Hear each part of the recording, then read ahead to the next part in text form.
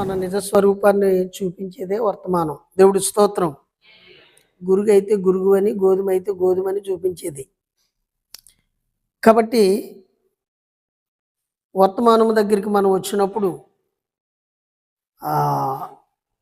అన్నీ సరి చేసుకునేటువంటి ఆ స్వభావం మనం నేర్చుకోవాలి. దేవుడి స్తోత్రం.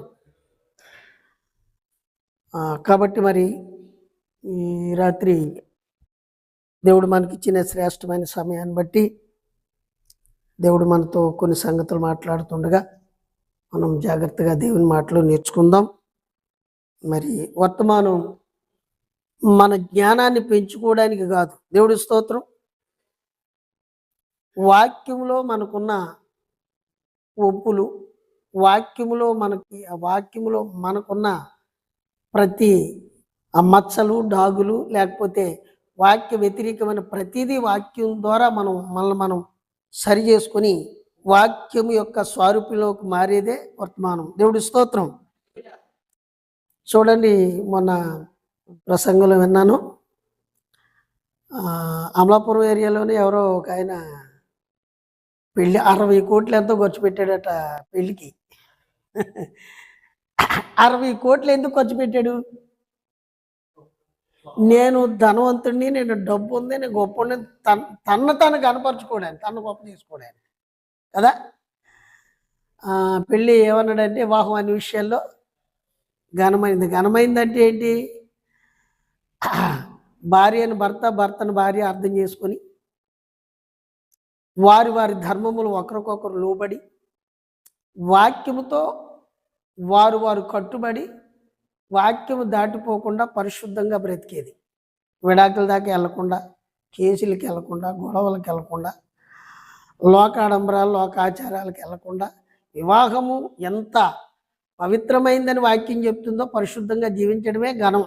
దేవుడి స్తోత్రం. 60 కోట్లు, 70 కోట్లు, 10 కోట్లు, 20 కోట్లు ఖర్చు పెట్టి సంవత్సరం తిరగకుండా, 3 సంవత్సరాలు తిరగకుండా విడాకులు తీసుకుంటే అది ఘనత. దేవుడి స్తోత్రం.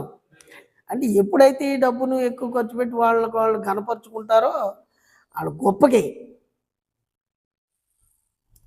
వివాహం అంటే ఏంటంటే దేవుణ్ణి కనపరిచేది. దేవుడి స్తోత్రం. హల్లెలూయా. మళ్ళీ ఏమంటాడు, మొన్న ఆ మధ్య ఒకడు అన్నాడు, ఖర్చు పెట్టాలండి వివాహం అన్ని విషయాల్లో ఘనమైంది అన్నాడు. దీనికే ఖర్చు పెట్టాలంటే ఖర్చు పెట్టడం ఘనం అన్నాడు ఆయన. దేవుడి స్తోత్రం. అందుకని వర్తమానం అనేసరికి మనల్ని మనం గొప్ప చేసుకునేది కాదు, మనం అందులో జీవించేది. ఎలా జీవించగలం? వాక్యంతో మనం జతపరచబడాలంటే మనలో ఉన్న అడ్డులేంటి, ఆటంకాలేంటి? వర్తమానం వాక్యం మనకు తెలియపరచుతుండగా, పరిశుద్ధాత్మ మనతో మాట్లాడుతుండగా ప్రతి దాన్ని కత్తిరించుకోడు. దేవుడి స్తోత్రం. హల్లెలూయా. దానికే వాక్యం దగ్గరికి రావాలి మనం. దానికే వాక్యం దగ్గరికి. మరి శాస్త్రులు పరిచయాలు వచ్చారు, వాక్యం ఈయన గొప్ప బోధకుడు అని విని గొప్ప కార్యాలు చేస్తున్నాడు యేసుప్రభు అని. అక్కడికి వచ్చిన తర్వాత వాక్యము వాళ్ళలో ఉన్నటువంటి లోపాలన్నీ కూడా వాక్యంతో ఆయన మాట్లాడుతూ ఉంటుంటే వాళ్ళు తట్టుకోలేక వెనక్కి వెళ్ళిపోయారు. అవునా? దాన్ని అంగీకరించిన వాళ్ళు మాత్రమే ముందుకు వచ్చారు, వాళ్ళు ఏర్పాట్లో ఉన్నవాళ్ళు. దేవుడికి స్తోత్రం. వర్తమానం వాళ్ళకే. అందుకని ముందు మనల్ని మనం రక్షించుకోవాలి, మనల్ని మనం కాపాడుకోవాలి. అప్పుడు ఈ ప్రేమ సువార్త ఇతరులకు మనం చెప్పాలి. వాళ్ళు వెనకపోని మనం చెప్పవలసిన బాధ్యత మనకి ఉంది. దేవుడి స్తోత్రం. అనేకులకు మనం చెప్పాలి, వెనకపోని. ఈ రాజ్య సువార్త సర్వలోకానికి సాక్ష్యార్థమై ప్రకటించబడిన వాటి తర్వాత అంతం వచ్చిన అన్నాడు. అది రక్షణార్థమైన సువార్త కదా, ఏంటంటే సాక్ష్యార్థంగా అంటే మనం ప్రకటిస్తామంతే. ప్రపంచమంతాను అది ప్రకటించాలి. అప్పుడు నమ్మినోడికి రక్షణ, అందులో ఏర్పాటు ఉన్న వాళ్ళు అందులోకి వస్తారు, లేని శిక్ష. ఆ రోజున మాకు ఏ సువార్త అందలేదు ప్రభువా, మరి మేము అన్యాయంగా మమ్మల్ని శిక్షించడం ఏంటి అని అనడానికి ఎవ్వరికి దేవుడు ఆస్కారం ఇవ్వడం. అందుకే ఈ సువార్త అందరికీ వినిపించబడుతుంది. దేవుడి స్తోత్రం. హల్లెలూయా. అయితే గత వారంలో ఒక వాక్యాన్ని మనం కొన్ని హెచ్చరికలు చెప్పాను. ఈ వాక్యాన్ని నేర్చుకోవాలంటే మనం ఎలా ఉండాలి ఏంటి అనేది కొన్ని సంగతులు చెప్పాను కదా. రాసుకున్నారా? చెప్పండి ఏంటి? దేవుడి స్తోత్రం. యవనస్తుడు ముందు తన్ను తాను పవిత్రుడుగా మార్చుకోవాలి. అవునా? వాక్యం దగ్గరికి రావాలంటే ముందు తన్ను తాను పవిత్రుడిగా మార్చుకోవాలి. ఇప్పుడే పరిశుద్ధాత్మ మన మీదకి వస్తాడని చెప్పాను. ఓకేనా? దేవుడి స్తోత్రం. హల్లెలూయా. సరే, మరి రాత్రి కొన్ని మాటలు మనం నేర్చుకుందాం. జాగ్రత్తగా మీరు వినండి. చూద్దాము, వాక్య భాగాన్ని చదువుకుందాం. మనం ఎఫెసీ రాసిన పత్రిక 1వ అధ్యాయము 4వ వచనం చూద్దాం.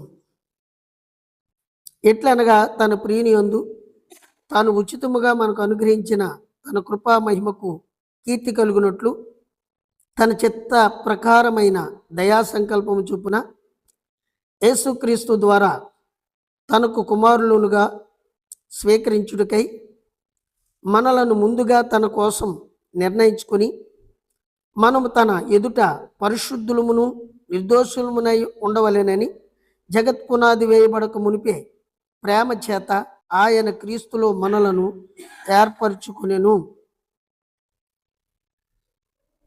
దేవుని కృప మహాదైశ్వర్యమును బట్టి ఆ ప్రియుని అందు ఆయన రక్తము వలన మనకు విమోచనము, అనగా మన అపరాధములకు క్షమాపణ మనకు కలిగి ఉన్నది. దేవుడి వాక్యము దీవించునుగాక.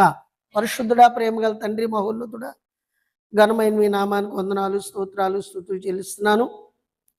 ఇదిగో ప్రభువా, మరి కాలం పరిపూర్ణమైంది ప్రభువా. ఈ కాలానికి నీ ఎన్నికలో ఉన్న నీ వధువు కొరకు ఒక అద్భుతమైన మర్మమైన వర్తమానాన్ని మీరు పంపారు తండ్రి. అందులో మరి ప్రభా నీ గొర్రెలు నీ స్వరం వింటాయని అన్నారు ప్రభువా. తప్పకుండా ప్రభా, గురుగుల్లో నుంచి గోధుమలు వేరుపరిచే కాలం తండ్రి, మేకల నుంచి గొర్రెలు వేరుపరిచే కాలం ప్రభువా, మూర్ఖులకు తరమవారికి వేరుగా జీవించే కాలం. మరి ఈ దినమున మరి నీవిచ్చిన ఈ చిన్న పరిచర్యలో నువ్వు ఏర్పరుచుకునే చిన్న వధువుకి మరి ప్రభువా, మరి ఒక క్రమం అనే మరి విధానంలో నడిపించుటకు తండ్రి, ఈ వర్తమానంలో నీ బిడ్డలు బలపడుటకు నాయన, మరి యవన బిడ్డలందరూ ఈ వాక్యాన్ని నేర్చుకోవడానికి ఈ యవనులు ఈ యొక్క స్థలంలో కూడి ఉన్నారు బాబు. మరి వాక్యంలో మీరు ఉన్నారు కనుక మీరు మాట్లాడితేనే మరి మాకు ఏదైనా అర్థమవుతుంది. నీ వాక్యాన్ని అనువదించడానికి మేమెవ్వరము సరిపోము తండ్రి. ఎవ్వరూ నీ వాక్యాన్ని అనువదించలేరు తండ్రి. ప్రభువా, మీకు మీరే సరైన అనువాదకులు. దేవా, మీకు స్తోత్రము. బోర తనంతట తాను ఎలాగైతే మోగదో మరి ఊదేవాని ఉద్దేశమును బట్టి ఆ బోర పలుకును. కాబట్టి ఇదిగో మమ్మను గూర్చి మీ గొప్ప ఉద్దేశము ఏమైనదో అది నీ దాసుడు నోటి నువ్వు మాట్లాడి నన్ను మరుగు చేసి మీరుండి నీ బిడ్డలకి మాకు కొన్ని సంగతులు నువ్వు ప్రభువా నేర్పిస్తావని, మరి అందులో మమ్మల్ని ప్రతిష్ఠించి నీ ప్రత్యక్షత అనుగ్రహిస్తావని ఈ సమయం అంతా మీకు అప్పగించుకుంటూ రంగం మీద మీరుండి కార్యమంతా నడిపించమని, ఘనత మహిమా ప్రభావాలు మీకు చెల్లించి చదవబడిన లేఖనాన్ని దీవించి విరిచి మాకు వడ్డించి వాక్యం నుంచి మమ్మల్ని బలపరచమని మా ప్రభు రక్షకుడైన యేసుక్రీస్తు పరిశుద్ధ నామములో మిక్కిలిగా ప్రార్థించి వేడుకున్నాము తండ్రి. ఆమేన్. దేవుడి స్తోత్రం. హల్లెలూయా. రైట్, జాగ్రత్తగా కొద్ది మాటలు మనం నేర్చుకుందాము. మరి పరిశుద్ధ లేఖనాల్లో నుంచి, వర్తమానాల నుంచి. దేవుడికి స్తోత్రం. ప్రియులారా, మరి మనము చివరి కాలంలో ఉన్నాం. మనకు ఎలా తెలుసు చివరి కాలంలో ఉన్నామని? చూడండి, దానియేలు ఒక ప్రార్థన చేశాడు. ఏం చేశాడు? మీకు చాలా విషయాలు ఇవన్నీ బోధించాను. మరి ఇవన్నీ విడిచిపోయి ఎప్పుడే వదిలేస్తున్నారు. అలా కాకుండా మీకు రాసుకున్నారా? మీకు పెన్ను నోట్స్ తీసుకొని మరి చెప్పబడిన లేఖనాలు, అధ్యాయాలు, వర్తమానంలోంచి చెప్పిన ప్రతి సంగతిని రాసుకొని దాన్ని మళ్ళా మనం ఇంటికి వెళ్ళక చదివి ప్రార్థన చేసి పరిశుద్ధాత్మను ఆహ్వానించాలి. పరిశుద్ధాత్మ మనలోకి వస్తేనే ఈ సంగతులు మనకు బయలుపడతాయి. ఓకేనా? అర్థమవుతాయి. దేవుడు స్తోత్రం. అందుకని మనం చాలా జాగ్రత్తగా గమనించాలి. దానియేలు ఒక విషయం కొరకు ప్రార్థించాడు. అవునా? దేనికోసం? దానియేలు గ్రంథం 9వ అధ్యాయంలో ఉంది కదా, చెప్పాను, మీరేమో రాసుకోవద్దు. అది దానియేలు 70 వారాల్లో మాట్లాడాడు. అది చెప్తున్నాను. ఒక విషయం మాట్లాడాడు. ఏం మాట్లాడాడు?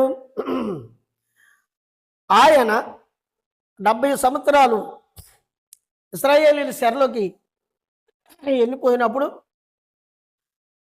68 సంవత్సరాలు ఎంతో గడిచిపోయినప్పుడు తర్వాత ఆయన అంటాడు అక్కడ, ప్రవక్త అని ఇర్మియా ప్రవచించిన ప్రవచనము ఇజ్రాయేలులు 70 సంవత్సరాలు చెరలోకి వెళ్ళిపోతారని ఆయన పలికిన ప్రవక్త పలికిన మాట చొప్పున గ్రంథాల వల్ల తెలుసుకున్నాను అంటాడు. దేవుడి స్తోత్రం. ప్రవక్తలు రాసిన గ్రంథాలు చదివినప్పుడు మనకి ఏమర్థమవుతుందంటే భవిష్యత్తు తెలుస్తుంది, జరిగిపోయిన సంగతులు, జరుగుతున్న సంగతులు, భవిష్యత్తులో జరగబోయే సంగతులు కూడా తెలుస్తాయి. దేవుడి స్తోత్రం. ఇక్కడ దానియేలు ఏం చూస్తున్నాడంటే ఇర్మియా కొన్ని ప్రవచనాలు, ఆయన ప్రవచించిన ప్రవచనాలు, దేవుడు ఆయనకు చూపించిన దర్శనాలు, ఆయనతో మాట్లాడిన సంగతులన్నీ రాశాడు. గ్రంథం, ఆయన కొన్ని పత్రికలు, కొన్ని పుస్తకాలు, ప్రవక్తల పుస్తకం చూశాడు ఆయన. దానియేలు ఇర్మియా పుస్తకం చూసి, ఆయన ప్రవచనాలు చూసి, ఆ ప్రవచనము ప్రవక్త పలికిన మాట చొప్పున మేము 70 సంవత్సరాలు వచ్చేసాం, అందులో ఇంకా కాలం మూసిపోయి ఇంకా 2 సంవత్సరాలు ఉంది కాబట్టి ఇంకా మేము విడుదల పొందే కాలం, బయటికి వెళ్ళే కాలం దగ్గర పడిందని లేఖనాల ద్వారా తెలిసింది అతనికి. ఓకేనా? దేవుడి స్తోత్రం. మనకిప్పుడు విడుదల కాలం అని మనకు ఎలా తెలుసు? మరి మనకి చివరి కాలంలోనని ఎలా తెలుసు? ప్రభు ఏం చెప్పాడంటే, ఏమన్నాడు? భూమి మీద ఈ కాలానికి కొన్ని సూచనలు చూపించాడు. ఓకేనా? వాక్యంలోంచి చూపించాడు, ప్రవక్త ద్వారా కూడా చూపించాడు. ఓకేనా? ఇప్పుడు నోవహు దినములు ఎలా ఉంటాయో మనిషి కుమారుడు ప్రత్యక్షమయ్యే కాలంలో దినాల్లో కూడా అలాగుంటుంది అన్నాడు. ఓకేనా? లోతు దినములు ఎలా ఉండునో మనిషి కుమారుడు ప్రత్యక్షమయ్యే దినాల్లో అలా ఉండున్నాడు. మరియు పౌలు ఏం చెప్పాడు తిమోతి దగ్గర? అంత్య దినములలో అపాయకరమైన కాలములు వచ్చినని జాగ్రత్తగా తెలుసుకొని, ఆ కాలంలో ప్రజలందరూ స్వార్థపరులు, ధనాపేక్షలు, బింకములాడువారు, తల్లిదండ్రులకు అవిధేయులు, దేవదోషకులు, నరహంతకులు, అబద్ధం ప్రేమించి జరిగించే వాళ్ళందరూ వస్తారు. డబ్బు కోసం ఎంత నీచమైన పని చేయడానికైనా వెనకాడరాని. యేసుప్రభు మత్తయి సువార్త 24లో కూడా ఏం చెప్పాడంటే, ఆ దినములు సమీపించినప్పుడు చాలా భయంకరంగా ఉంటాయి అని చెప్పినప్పుడు శిష్యులు వచ్చి ఈ లోకాంతానికి నీ రాకడకు సూచనలు లేవని అడిగారు. అక్కడక్కడ కరువులు, భూకంపాలు, సునామీలు వస్తాయి. దేశం మీదకి దేశం, రాజ్యం మీదకి రాజ్యం వస్తుంది. కాబట్టి అంజూరపు చెట్టు చిగురించినప్పుడు వసంతకాలం వచ్చిందని మీరు ఎలా గుర్తిస్తారో, ఇవి జరుగుతుండగా నేను ద్వారం దగ్గర ఉన్నానని చూడండి అని చెప్పాడు. అంజూరపు చెట్టు అంటే మనకి ఏంటి? ఇజ్రాయేల్. దేవుడి స్తోత్రం. అంజూరపు చెట్టు అనేది మర్మంగా ఉంది, సంఘశాఖలకి లోకానికి తెలియదు. అది అంజూరపు పెట్టే కాలంలో చిగురిస్తుంది అన్నాడు. కాలాన్ని బట్టి తన సంఘం యొక్క స్థితిని పోల్చి చెప్పాడు దేవుడు. అందుకని అంజూరపు వృక్షం అనగా ఇస్రాయేలే మన గడియారం అన్నాడు ప్రవక్త. దేవుడి స్తోత్రం. ఇప్పుడు వాళ్ళ ఛాయ, పాత నిబంధన ఛాయ, కొత్త నిబంధన నిజస్వరూపం. ఓకేనా? ఇప్పుడు అవి జరుగుతున్నాయా? ఖచ్చితంగా. ఇప్పుడు ప్రకటనలో కూడా ఆయన ఏమన్నాడు? 7వ దూత బోరబోదబోచుండగా తన ప్రవక్తలకు, సేవకులకు దేవుడు తాను సంకల్పించిన మర్మమంతా. ఇవన్నీ మనకి కాలానికి సూచనలు. ఓకేనా? దేవుడి స్తోత్రం. దశలోని పత్రికలో కూడా చాలా విషయాలు మీతో మాట్లాడాను అంటే ప్రసంగంలో. అయితే ఆ హేయమైనది వచ్చి అందులో నిలుస్తుంది. అవునా? ఆ మందిరం కట్టడానికి కాలం ఎంతో చెప్పాడు. 7 సంవత్సరాల ఒప్పందంతో ఆ శాంతి దూతగా వచ్చి ఆ మృగం లేక ఆ పోపు శాంతి ఒప్పందం చేస్తాడు. 3.5 సంవత్సరాలు మరి వాళ్ళు బలి నైవేద్యాలు అర్పించుకుంటారు. 3.5 తర్వాత ఆ బలిని నైవేద్యాన్ని నిలిపేస్తాడని దానియేలు గ్రంథంలో క్లియర్గా ఉంది. ఇప్పుడు అదే జరగబోతా ఉంది. దేవుడి స్తోత్రం. ఇవన్నీ కూడా మనకి సూచనలు. దేవుడి స్తోత్రం. సూచనలు. ఓకేనా? ఇక ఇంకో విషయం ఏం చెప్తున్నానంటే, ఇజ్రాయేలీనికి విడుదల కాలం సమీపించిందని వాళ్ళకి ఎలా తెలుసో, సేమ్ అది ఛాయ. మనకు ఒరిజినల్ ఏంటంటే, ఐగుప్తులో నుంచి ఇశ్రాయేలీలు బయటికి రావాలంటే అబ్రహాంతో ఏం చెప్పాడంటే, నీ 4వ తరం వాళ్ళు వస్తారు ఈతలకు అన్నాడు. అంటే అప్పుడు వరకు ఎందుకు ఇచ్చాడంటే, ఒక దేశానికైనా, ఒక ప్రజలకు, ఒక జనంగానికైనా దేవుడు తీర్పు తీర్చాలంటే వాళ్ళ పాపము పరాకాష్ఠకి వెళ్ళాలి, వాళ్ళ పాపము పండిపోవాలి. అప్పుడే తీర్పు తీరుస్తాడు దేవుడు. అవునా? ఇప్పుడు ఐగుప్తుల్ని నాశనం చేయాలి, ఐగుప్తు రాజుని ఫరోని హతం చేయాలి, ఆ దేశానికి ఆ ఎదురొచ్చిన దేశాలన్నింటికి తీర్పు తీర్చి మహాబలంతో తన ప్రజల నేతలు తీసుకురావాలంటే అమోరీల అక్రమం ఇంకా పూర్తి కాలేదన్నాడు అబ్రహాంతో. అవునా? వాళ్ళు పూర్తయ్యేసరికి 4 తరాలు అవుతారు మీ వాళ్ళు. అప్పుడు ఏసేపు నెరగని కొత్త రాజు వస్తాడు. ఓకేనా? వచ్చి హింసిస్తాడు. దేవుని ప్రజలను హింస పెట్టాలి, చాలా బాధించాలి. అప్పుడు వాళ్ళ పాపం పరాకాష్ఠకి వెళ్తుంది, వాళ్ళ పాపం పండుతుంది. అప్పుడు దేవుడు రంగం మీదకి వస్తాడు. అప్పుడు ఆయన బలంతో బయటికి తీసుకొస్తాడు. ఇది ఛాయ్ అయితే ఖచ్చితంగా ఇప్పుడు ప్రపంచంలో క్రైస్తవులను, సేవకుల్ని, సంఘాలని హింసించాలి.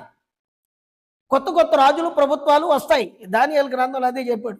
వాళ్ళు వచ్చినప్పుడు చివరి కాలంలో ఈ గొప్ప హింసాకాండాలు జరుగుతాయి. అప్పుడు దేవుడు లోకానికి తీర్పు తీరుస్తాడు. అది ఖచ్చితంగా జరుగుతుంది. అంతకు ముందు చూడు, జలప్రలయంలో నోవహు ఓడలోనికి వెళ్ళడానికి జలప్రలయానికి కొద్ది కాలం ముందులో ఆనోకు ఎత్తబడ్డాడు. ఆనోకు వధువుకు చూచిన అన్నాడు. దేవుడి స్తోత్రం. ఇవన్నీ మనకి ఛాయలు. ఓకేనా? ఇవన్నీ మనకి ఛాయలు. అంటే మనకి మన దగ్గరలో ఉన్నాం చివరి కాలంలో అనడానికి సూచనలు చూపిస్తుంది లేఖనం. మనకి ప్రవక్త కూడా చాలా స్పష్టంగా ఇవన్నీ చెప్పాడు. దేవుడి స్తోత్రం. అవునా? అప్పుడు మనం ఎంత జాగ్రత్తగా ఉండాలి? బహు జాగ్రత్తగా ఉండాలి. భయపడడం కాదు, భయపడొద్దు అన్నాడు. భయపడడం అనేది ఎందుకు? నువ్వు నిజంగా వధువు అయితే సిద్ధపడాలి, భయపడడం కాదు, సిద్ధపడాలి. సిద్ధపాటే వధువుకు అవసరం. దేవుడి స్తోత్రం. అందుకని ఈ విషయాలు జ్ఞాపకం చేసుకొని చివరి టైంలో మనం ఉన్నాం. మరి చూడండి, ఈరోజు కొన్ని విషయాలు మీకు నేను చెప్తాను. ఎఫెసీ రాసిన పత్రికలో రాయబడింది ఏంటి అంటే, పౌలు గారు ఏమని రాస్తున్నాడంటే, దేవుడు చూపించిన సంగతి అది 4వ వచనంలో ఎట్లనగా, తన ప్రియుని యందు తాను ఉచితముగా మనకు అనుగ్రహించిన కృపామహిమకు కీర్తి కలుగునట్లు తన చిత్త ప్రకారమైన దయా సంకల్పము చొప్పున యేసుక్రీస్తు ద్వారా తనకు కుమారులుగా స్వీకరించుటకై మనలను ముందుగా తన కోసము నిర్ణయించుకొని మనము తన ఎదుట పరిశుద్ధులమును నిర్దోషులమునై ఉండవలెనని జగత్తు పునాది వేయబడక మునిపే. దేవుడి స్తోత్రం. ఇప్పుడు పుత్ర శ్రీకారం అంటే గొప్పవాడి ఇంట్లో మనం కుమారుడిగా ఉండాలి అంటే, వారసత్వంగా ఉండాలంటే ఏం చేయాలా? ఆ ఇంట్లో పని చేస్తే మనం కుమారులం అవుతామా? అవుతామా? నువ్వు ఆ యజమానికి ఎంత దగ్గరగా ఉన్నా, ఎంత నమ్మకస్తుడుగా ఉన్నా, అడుగులకు మడుగులు ఎత్తి అడుగుకోవాలని చిరిచే నెత్తి వరకు సేవలు చేసిన, నువ్వు ఒక క్షణం లేకపోతే అతను ఉండలేనంత ప్రేమగా కలిసి ఉన్నా కానీ నువ్వు దాసుడిగానే ఉంటావు, వారసుడిగా ఉండలేవు. ఉంటావా? అంత దగ్గరగా ఉన్నావు. అబ్రహాముకి ఎలియాజరు ఎలాంటాడు? నమ్మకమైన దాసుడు. ఓకేనా? అయినా సరే అతను దాసుడే కానీ వారసుడు అయ్యాడా? దేవుడి స్తోత్రం. అతనికి నువ్వు వారసుడు అవ్వాలి అంటే, కుమారుడుగా మారాలంటే ఏం చేయాలా? నువ్వు ఆ ఇంట్లో అతని వంశంలో నువ్వు పుట్టాల, లేదా నువ్వు చట్ట ప్రకారంగా దత్తపుత్రుడిగా దత్తం చేసుకోవాలా. అవునా? దేవుడి స్తోత్రం. ఈ ఈ ఈ కుమారునిగా పుత్ర శ్రీకారం అంటే ఏంటంటే, ఒక కుమారుడిగా స్వీకరించడం అంటే దత్తత. అవునా? కుమారుడిగా తను చట్టబద్ధముగా దత్తత తీసుకోవడం అంటారు. ఇప్పుడు ఎప్పుడైతే నువ్వు ఎంతకాలం పెంచుకున్నా ఒక స్టేజ్ వచ్చేసరికి నువ్వు హక్కుదారుడు కాలేవు. అంటే చట్టబద్ధంగా నిన్ను దత్తత తీసుకున్నప్పుడు అన్నిటిలో నీకు హక్కు ఉంటుంది, నువ్వు వారసుడు అవుతావు. దేవుడి స్తోత్రం. హల్లెలూయా. వారసుడు అవుతావు. అందుకని మనలను తన కోసము కుమారులుగా కుమార్తెలుగా స్వీకరించుట కొరకు నిర్ణయించుకొని, ఎప్పుడంట? జగత్పునాది వేయబడక మునుపు. దేవుడి స్తోత్రం. ఎప్పుడు ఏర్పరచుకున్నాడు మనల్ని? జగత్పునాది వేయబడక మునుపు. అంటే భూమి, ఆకాశం, సముద్రాలు, సూర్యచంద్ర నక్షత్రాలు సృష్టి ఏది లేనప్పుడు. దేవుడి స్తోత్రం. హల్లెలూయా. సృష్టి ఏది లేనప్పుడు. ఓకేనా? అప్పుడు మనల్ని ఏర్పరచుకున్నాడు. చాలా విషయాలు మీకు ఇవన్నీ ఇప్పుడు మీకు అర్థమవుతే కనెక్ట్ అవుతేనే ముందు ప్రసంగాల్లో కొన్ని కొన్ని విషయాలు చెప్పాను. మీరు చాలా జాగ్రత్తగా దాన్ని అబ్జర్వేషన్ చేయాలి. ఓకేనా? సృష్టి లేనప్పుడు మనం ఎక్కడున్నాం? ఆయనలో ఉన్నాం. చూడండి, 6వ దినాన మనిషి సృష్టించబడ్డాడు. ఓకేనా? వరుసగా ఉన్నాయి అన్నిని. దేవుడు స్తోత్రం. అవునా? మీరు వాక్యంలో చాలా జాగ్రత్తగా గమనించవలసిన విషయం ఏంటంటే, ఇవన్నీ సృష్టించక మునుపు భూమికి, ఇప్పుడు మీరు చదివిన దానికి మొదట సృష్టికి వెనకాల సృష్టికి చాలా తేడా ఉంది. భూమి సృష్టించడానికి మనల్ని భూమి మీదకి తేడానికి చాలా వేల సంవత్సరాలు దాని కాలం లేదు. చాలా వ్యత్యాసం ఉంది. దేవుడి స్తోత్రం. భూమి మీద దేవదూతలు, ముందు దేవుడు అనేవాడు ఎవ్వరూ లేనప్పుడు ఉన్నాడు. ఆయనే స్వయం ఉనికి కలిగిన వాడు దేవుడు అంటే. ఓకేనా? దేవుడి స్తోత్రం. స్వయం ఉనికి కలిగిన వాడు. ఆది యందు దేవుడు భూమి ఆకాశములను సృష్టించాడు. ఎప్పుడంటే దేవదూతలు కూడా లేనప్పుడు ఆయన ఒక్కడే ఉన్నాడు. నేను వాక్యమే చూపిస్తాను మీకు. దేవుడి స్తోత్రం. అయితే ఆ దేవుడుగా అని ఆరాధించబడాలని, దేవుడు అనే దానికి అర్థం ఏంటి? ఆరాధింపబడువాడు అని అర్థం. ఆరాధించేవాడు లేకపోతే ఆయన దేవుడు కాదు. ఓకేనా? స్వయం ఉనికి కలిగినోడు. 1,00,000 సంవత్సరాలు వెనక్కి వెళ్తే అక్కడ దేవుడు ఉన్నాడు. 10 లక్షల సంవత్సరాలు వెనక్కి వెళ్తే అక్కడ దేవుడు ఉన్నాడు. ఆయన ఎవరు సృష్టించలేదు. ఆయన స్వయం యొక్క ఉనికి కలిగిన వాడు. కాబట్టి దేవుడు అనేవాడికి ఆది అంతమో లేదు. దేవుడు స్తోత్రం. కాబట్టి దేవుడు మొదట ఏమనుకున్నాడంటే, ఆయన్ని ఆరాధించడానికి కొందరు వ్యక్తులు కావు. అందుకు దేవదూతలను సృష్టించుకున్నాడు. ఆయన్ని ఆరాధించడానికి దేవదూతలను సృష్టించాడు. ఆయన వాళ్ళతో ఆరాధింపబడతా ఉన్నాడు, వాళ్ళతో స్తుతింపబడుతున్నాడు. ఈ భూమి అంతా పరలోక వాతావరణం. ఇదంతా కూడా జాగ్రత్తగా రేపు 1000 ఏళ్ల పాలనకి ఎందుకు తీసుకొస్తున్నాడు ఈ భూమి మీద కంటే, ఆదిలో ఉన్న వాతావరణం ఎలా ఉండేదో మనకు చూపిస్తాడు. ఇదంతా గొప్ప దేవదూతలు సంచరించే దైవ వాతావరణములో పరలోకాన్ని ప్రతిబింబించే పరిస్థితి ఇక్కడ. దేవుడు స్తోత్రం. ఇలా ఉండగా లూసిఫర్కి దేవుడిచ్చినటువంటి ఆధిక్యతలను బట్టి వాడికి అన్ని దేవుడే ఇచ్చాడు, అన్ని శక్తి సామర్థ్యాలు ఉన్నాయి. అయితే ఆడికి ఒకటే కొరత. ఆడు మనసులో ఒకటి అనుకున్నాడు. ఏమనుకున్నాడు? నాకేంటి తక్కువ? వీళ్ళందరినీ కంట్రోల్ చేసేది, వీళ్ళందరూ లీడ్ చేసేది వాడే. దేవదూతలందరికీ ఆడే నడిపించేది. సంగీతం వాయిస్ అంతా నడిపేది ఆడే. ఆరాధనలు నడిపించేది ఆడే. దేవుడి స్తోత్రం. నేను ఒక సింహాసనానికి ఎత్తైన సింహాసనాన్ని చేసుకుని అందుమే కూర్చొని నేను ఎందుకు ఆరాధింపబడకూడదు అని ఒక దురుద్దేశం అతను హృదయంలో కలిగింది. దేవుడు ఎవరు? హృదయంతరంగాలు ఎరిగినోడు. ఆడు పైకి కూడా అనలే. అవునా? ఆ ఉద్దేశం ఎరిగిన దేవుడు వీడు మొత్తం ఈ వాతావరణాన్ని చెడగొడతాడు వీడు, అలాగని చెప్పి అక్కడి నుంచి వాడిని తోసేస్తాడు, అగాధంలో పడ్డాడు. ఓకేనా? అప్పుడు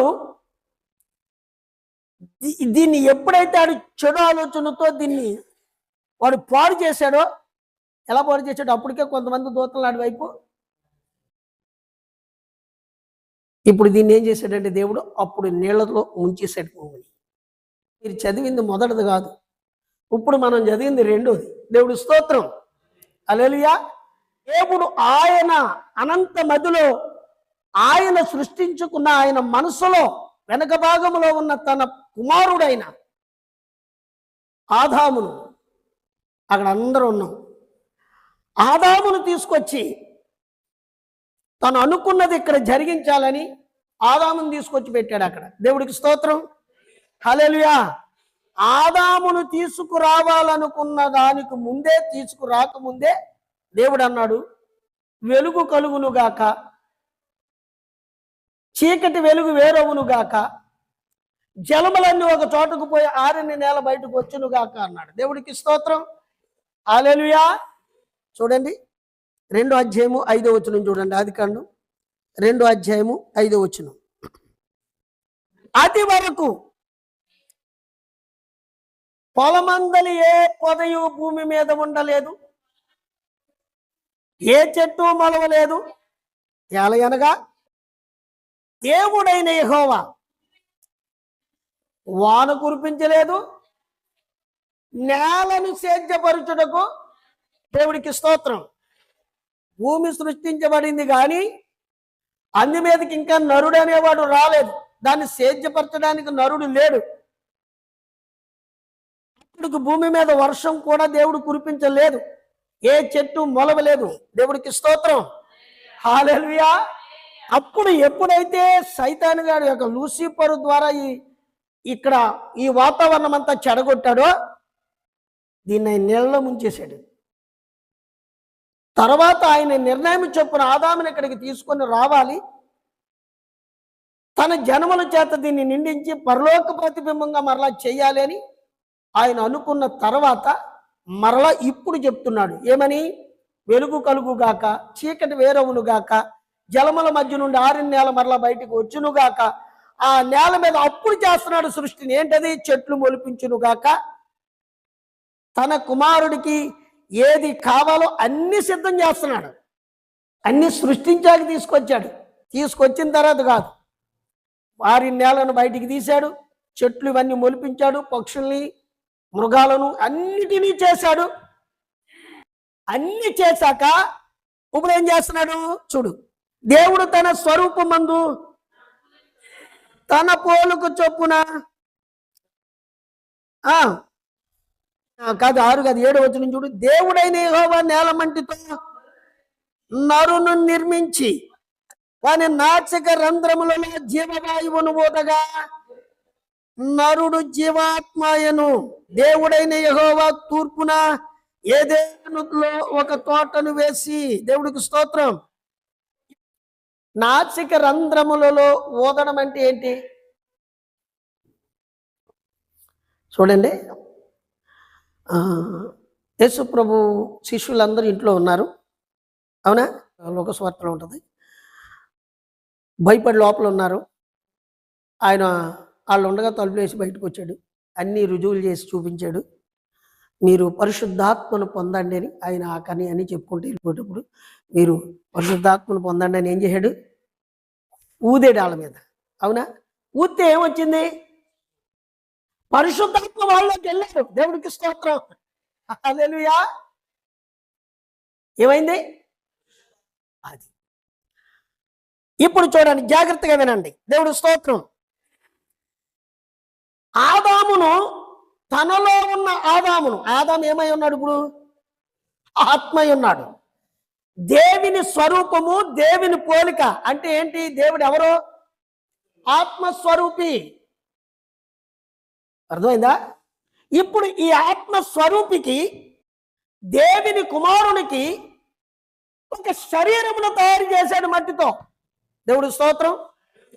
ఇప్పుడు తనలో ఉన్న ఆదాము తీసుకొచ్చి ఎక్కడ పెట్టాడు? మట్టి గుడారములో పెట్టాడు. అయినా ఇది మహిమ శరీరమే. దేవుడు స్తోత్రం. హల్లెలూయా. పెట్టినప్పుడు అప్పుడు ఆదాము జీవ ఆత్మ అంటే మట్టి శరీరముతో తినడానికి తాగడానికి అన్నిటికీ వీలయ్యేలాగా దీన్ని ఎందుకు చేశాడంటే తినడానికి తాగడానికి, దీన్ని ఏలడానికి ఈ మట్టి శరీరములో చేసి ఆదామును పెట్టాడు. దేవుడి స్తోత్రం. చూడండి అక్కడి నుంచి ఏం చెప్పాడో చూడండి. 2వ అధ్యాయంలోనే ఏమేం చేశాడు? తోట వేసి దాన్ని నిర్మించి నరుని దానిలో పెట్టాను. మరియు దేవుడైన యెహోవా చూపునకు రమ్యమైనది, ఆహారమునకు మంచిదినైన ప్రతి వృక్షము ఆ తోట మధ్యను జీవ వృక్షమును, మంచి చెడ్డల తెలివినిచ్చు వృక్షమును నేల నుండి మొలిపించి అవన్నీ చేశాడు. కిందకి రా. యెహోవా ఈ తోటలో ఉన్న ప్రతి వృక్ష ఫలములను నీవు నిరభ్యంతరముగా తినవచ్చును, అయితే మంచి చెడుల తెలివినిచ్చు వృక్ష ఫలములను నీవు తినకూడదు. నీవు వాటిని తిని దినమున నిత్యముగా చచ్చెదవని చెప్పాను. దేవుడికి స్తోత్రం. ఆ తర్వాత కొన్ని సంవత్సరాలు లేక కాలం లేదు అక్కడ. ఆ తర్వాత కొంత సమయం పోయాక ఆదాము ఒంటరిగా ఉండుట మంచిది కాదని దేవుడు అనుకుని అప్పుడు తీసాడు అవ్వని. దేవుడికి స్తోత్రం. తనలో ఉన్న స్త్రీ భాగాన్ని బయటికి తీసి ఇప్పుడు అవ్వగా చేశాడు. దేవుడు స్తోత్రం. ఇప్పుడు ఆదాము ఎవరు? దేవి లూకా సువార్త 3వ అధ్యాయంలో చూడండి. 3వ అధ్యాయము 38వ వచనం అనుకుంటాను. చూడు ఒకసారి. కైనాను ఆ ఆ ఆ దేవుడికి స్తోత్రం. హల్లెలూయా. ఇప్పుడు ఆదాము ఎవని కుమారుడు? ఒక కుమారుడు. ఇప్పుడు లూసిఫర్ ఎప్పుడు దేవుని కుమారుడు కాదు. లూసిఫర్ ఎప్పుడైతే అధికారాన్ని దుర్వినియోగం చేసుకుని దేవుని యొక్క ప్రణాళికను పాడు చేయాలనుకున్నాడో, నా సొంత కుమారుడే నా ఉద్దేశమును నెరవేరుస్తాడని దేవుడు తన కుమారుడైన ఆదామును తీసుకొచ్చి అక్కడ పెట్టాడు. దేవుడికి స్తోత్రం. ఈ సర్వ సృష్టిని నువ్వు నడిపించు, నువ్వు ఏలు, నువ్వు పరిపాలించు అని ఆదామును అక్కడ పెట్టాడు. దేవుడికి స్తోత్రం. సరిగ్గా ఆదాము లేని టైం చూసి ఏం చేశాడు? అగాధములో నుండి వచ్చాడు. ఇప్పుడు కూడా అక్కడి నుంచే వస్తున్నాడు. భూమి మీదకి వచ్చాడు. ఎవడా? లూసిఫర్. ఆదాము ఉన్న టైంలో వాడు రాలేడు. ఆదాము ఉన్న సమయంలో అవ్వనాడు మోసం చేయలేడు. ఎందుకంటే ఆజ్ఞ ఆదాముకి ఇవ్వబడ్డది. దేవుడు స్తోత్రం. ఆ టైంలో అవ్వ వాక్యం ఎవరికి ఇవ్వబడ్డది? ఆదాముకి. అవ్వ ఒక సంగమై ఉంది అక్కడ. ఆదాము ఆమెకు పాస్టర్ అయి ఉన్నాడు, ఒక సేవకుడై ఉన్నాడు. సేవకుడు చెప్పిన మాట వినకుండా సేవకుడు లేని టైంలో మాత్రమే సంఘం పాడవుతుంది. సేవకుని మాటకు లోబడలేనప్పుడు, ఎప్పుడైతే సేవకుని వేరుగా ఉంటామో అప్పుడే సైతాన్ గారి దగ్గరికి వస్తాడు సంఘంలోకి. దేవుడికి స్తోత్రం. హల్లెలూయా. ఇప్పుడు ఆదాము లేని టైం చూసుకొని వచ్చాడు అవ్వ దగ్గరికి కాడు.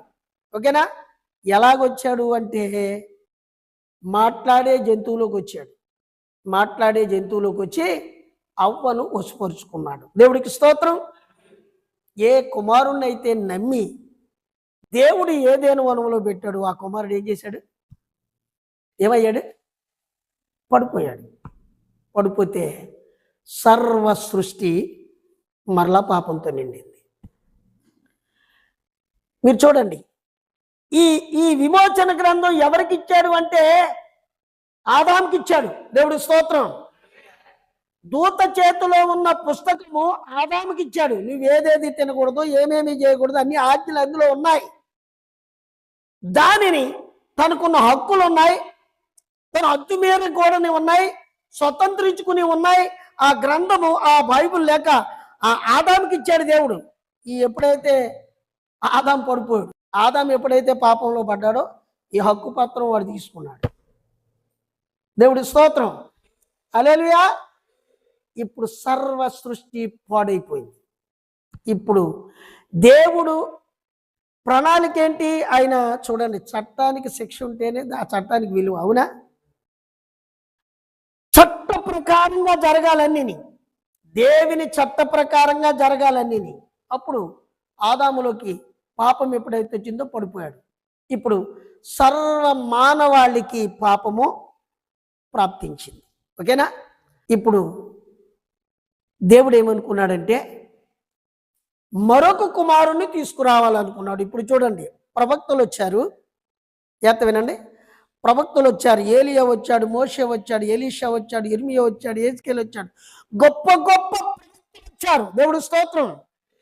ఎంతమంది సముద్రాన్ని బద్దలు చేసే ప్రవక్త అయినా, ఆకాశాన్ని మూసేసే ప్రవక్త అయినా, అగ్నిని దింపేసే ప్రవక్త అయినా, ఏ ప్రవక్త వచ్చినా మనిషిని రక్షించలేడు. దేవుడు స్తోత్రం. ఆ మనిషిని రక్షించే శక్తి వాడికి లేదు. ఎందుకంటే వాళ్ళందరూ మనిషి హెచ్చ వలన, శరీరచ్చ వలన వచ్చిన వారు. ఎవ్వడు మనిషి రక్షించలేడు. ఎంత ప్రవక్త అయినా అడికి వరాలు ఉండొచ్చు, అతనికి ప్రార్థించే శక్తిని ఉండొచ్చు, స్వస్థపరిచే వరాలు ఉండొచ్చు, ఎన్ని ఉన్నా నిన్ను రక్షించలేడు. ఆ శక్తి అతనికి లేదు. దేవుడి స్తోత్రం. రక్షించాలంటే మరలా దేవుని కుమారుడే. ఎవరు దేవుని కుమారుడు?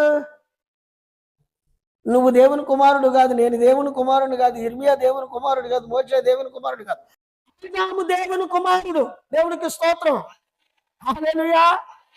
అతడు మొదటి ఆదాము. అందుకనే ఇప్పుడు నా కుమారుడు పడిపోయాడు, నా ప్రజలందరూ పాపం శిక్షకు గురైపోయారు, ఇప్పుడు నేను రంగంలోకి వెళ్తున్నాను, నా పిల్లల్ని రక్షించడానికి నేనే వెళుతున్నాను అని తన ఆజ్ఞలు చట్టాలు అన్నీ కూడా సరిచేసుకొని ఇప్పుడు ఆయన రంగం మీదకి వచ్చాడు. దేవుడికి స్తోత్రం. ఎవరు ఈ కుమారుడు అంటే, ఆదాము ఎలా పుట్టాడు? ఆత్మ ద్వారా, ఏ శరీరచ్చ వలన కాదు. ఇప్పుడు ప్రభువైన యేసుక్రీస్తు ఎలా పుట్టాడు? పరిశుద్ధాత్మ ద్వారా. అవునా? ఆయన ఆత్మ ద్వారానే. ఓకేనా? దేవుని యొక్క పరిశుద్ధాత్మ శక్తి ఒక రక్త కణాన్ని ఆయనే సృష్టించుకొని, పరిశుద్ధాత్మ ఆయనే ఆ గర్భములో శరీరాన్ని సృష్టించుకొని ఆత్మ ద్వారానే వచ్చాడు. దేవుడి స్తోత్రం. ఈయన మొదటి ఆదాం పడిపోయాడు, కడపటి ఆదాం ఇతను. దేవుడి స్తోత్రం. అందుకే చూడు, ఒక మాట రాయబడి ఉంటుంది రోమపత్రికలో 5:12 చూడు. ఒక మనుషుని ద్వారా పాపమును, అలాగుననే దేవుడికి స్తోత్రం, ఒక మనుషుని ద్వారా పాపము, ఒక మనుషుని ద్వారా జీవం వచ్చింది. దేవుడి స్తోత్రం.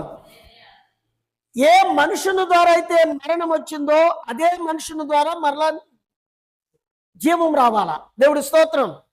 అది దేవుని చట్టం. అందుకే దేవుడు మనిషి కుమారుడుగా వచ్చాడు. దేవదూతలు రాలేరు, వాళ్ళకి లేదు ఆ ఛాన్స్. భూలోకంలో ఏ మనిషి ప్రవక్త అయినా, గొప్పవాడైనా, ఎంత గొప్పవాడైనా ఎలాగొచ్చాడు? ఆదాం తర్వాతే కదా వచ్చారు అందరూ. ఆదాం తర్వాత అందరూ శరీరచ్చ వలన కదా వచ్చారు, అందరూ మనుష్యత్వ వలన వచ్చారు కదా, అందరూ శారీరకమైన మరి పాపంలోనే వచ్చారు కదా. ఇక ఎవడు రక్షించే ఆస్కారమో లేదు. మరలా రక్షించాలంటే దేవుని కుమారుడే రావాలి, దేవుని ఆత్మ ద్వారా పుట్టినవాడే రావాలి. ఆదాము దేవుని కుమారుడు. ఇప్పుడు మరలా అతను పడిపోయాడు. మరలా ఈ శరీరంలో ఉన్న ప్రజలందరినీ కూడా రక్షించాలి పాపంలో ఉన్న వాళ్ళంటే, శరీర హెచ్చల ద్వారా పుట్టిన ప్రతివాడు పాపే అవుతాడు. ఓకేనా? మరి అప్పుడు రక్షించే హక్కు అధికారం ఎవరికి? అందుకే దేవుడు మనిషి కుమారుడుగా, కడపటి ఆదాముగా, ఆత్మ స్వరూపుడై వచ్చాడు. దేవుడికి స్తోత్రం. చూడండి, అందుకనే యోహాను ముందుగా పంపబడ్డాడు. దేవుని కంటే ముందుగా ఆయన ప్రకటిస్తా ఉన్నాడు. ఏమనంటే చూడు, లూకా సువార్త 3:8, ఫలించండి, అబ్రహాము మాకు తండ్రి అని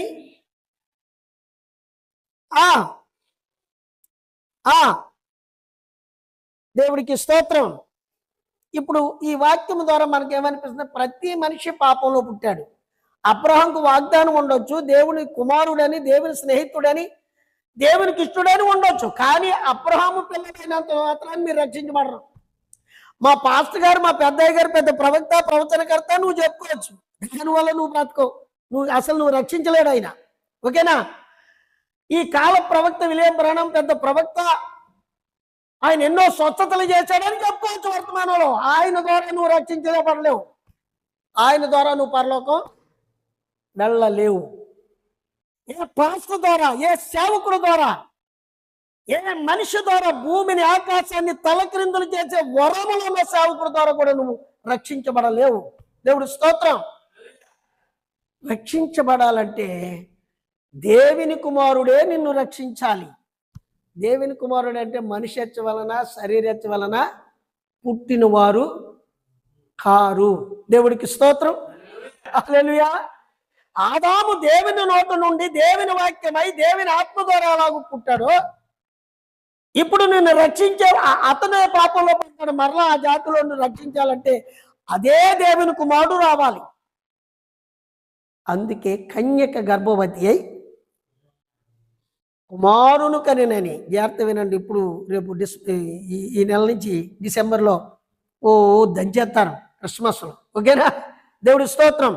యెషయా గ్రంథంలో అనగా మనకి కుమారుడు పుట్టెను, శిశువు పుట్టెను, కుమారుడు అనుగ్రహించబడెను, ఆయన భుజం మీద రాజ్యభారం ఉండెను, ఆయన ఆలోచనకర్త, ఆశ్చర్యకరుడు, నిత్యుడగు తండ్రి, సమాధానమునకు అధిపతి యొగు దేవుడని అతనికి పేరు. ఇవన్నీ పక్కన పెడతారు. క్రీస్తు పుట్టాడు అంటారు.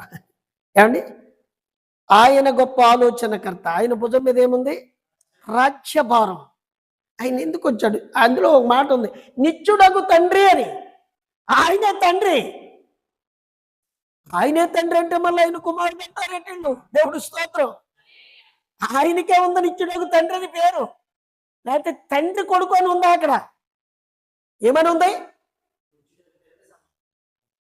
కుమారుడు పుట్టాడని మీరు కుమారుడు అనుకోకండి. ఆయన కుమారుడు ఎందుకు వచ్చాడో అది తెలుసుకోండి.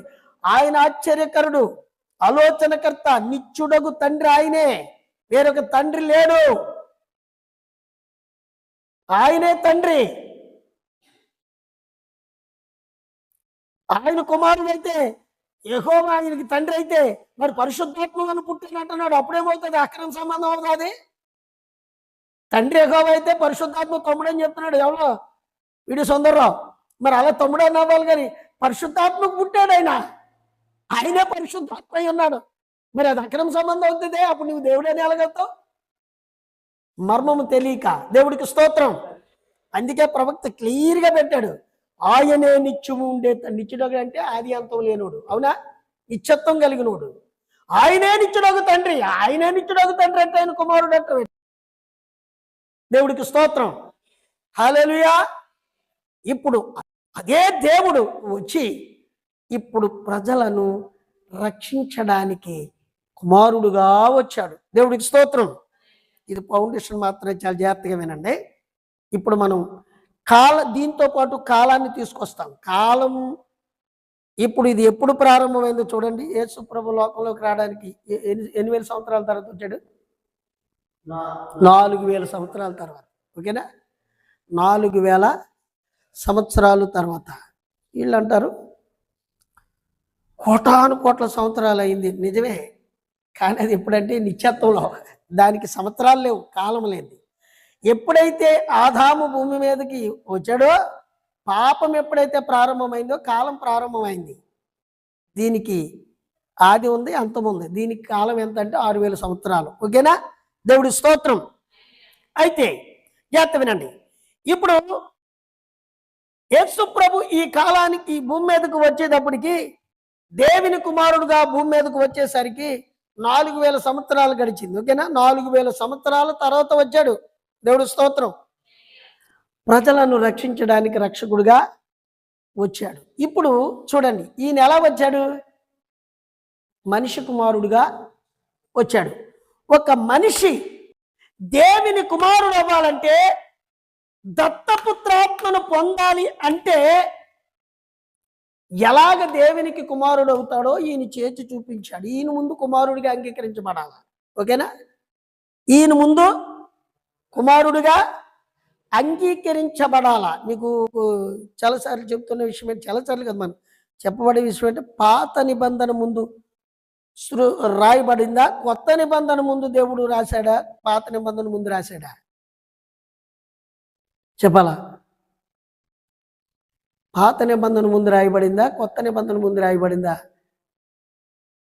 లేకపోతే సంఘశాఖల దగ్గరికి వెళ్ళి అడిగి చూడండి, ఏది ముందు రాయబడింది చెప్పనే. పాత నిబంధన ముందు రాయబడిందా, కొత్త నిబంధన ముందు రాయబడిందా? నేను చెప్పి అధ్యాయాలు రాసుకుంటున్నారా? దేవుడి స్తోత్రం.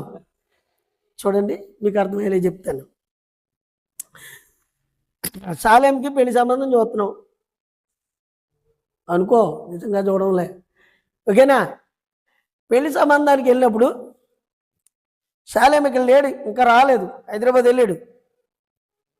హైదరాబాద్ వెళ్తే ఏం పట్టుకెళ్ళాం?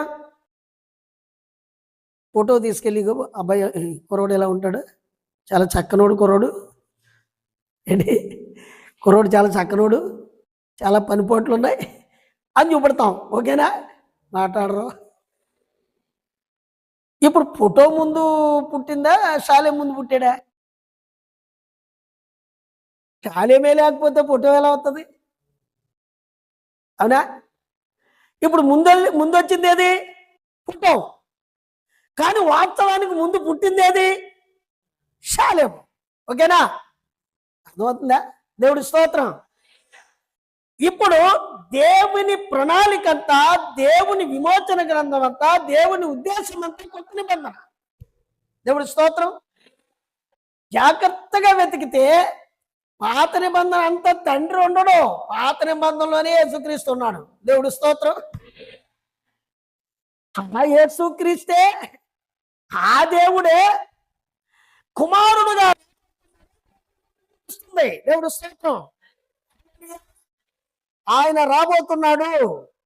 ఆయన ఎందుకు రాబోతున్నాడంటే మనమందరం అక్కడున్నాము, జరిగింది ఇది, దీని కొరకు ఆయన రాబోతున్నాడు అని ప్రవక్తలు అందరూ, ప్రవక్తల గ్రంథాలన్నీ కూడా రాబోతున్న మేలులు ఛాయను చూపిస్తున్న, మేలులు చూపించే ఛాయే పాత నిబంధన. దేవుడి స్తోత్రం. ఇప్పుడు చెప్పండి, ఏది ముందు? కొత్త నిబంధనే ముందు. ఓకేనా? పాత నిబంధన అంతా ఛాయ, అది నీడ, రాబోదానికి నీడ చూపిస్తుంది అంతే. వీడుకుమారు ఇంకా రాలేదు, ఇదిగో ఫోటో చూడండి అని. అవునా? దేవుడికి స్తోత్రం.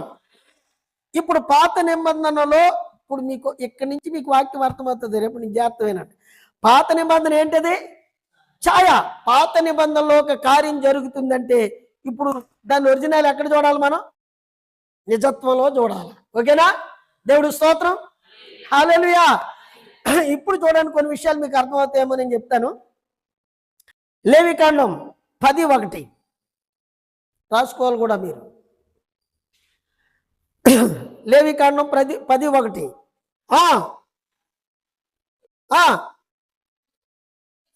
తీసుకొని అగ్ని బయలుదేరి రైట్. దేవుడి స్తోత్రం. ఏం జరిగింది ఇక్కడ? జాగ్రత్తగా మీరు ఎలాగ ఆలోచిస్తున్నారో ఇప్పుడు గ్రహిస్తున్నారో చూద్దాం. యాజకుడు చేయవలసిన పని ఏంటంటే, మీకు కొన్ని ఉంటే ఎన్ని రాజు చేయబడుదును. సరే, ఇప్పుడు చూడండి, ఒక ప్రత్యక్షపు గుడారం ఉంటుంది. ఓకేనా? ఓ ప్రత్యక్షపు గుడారం ఉన్నప్పుడు మొదట ఏముంటుంది? ఆవరణం. ఆవరణంలో ఏముంటాయి?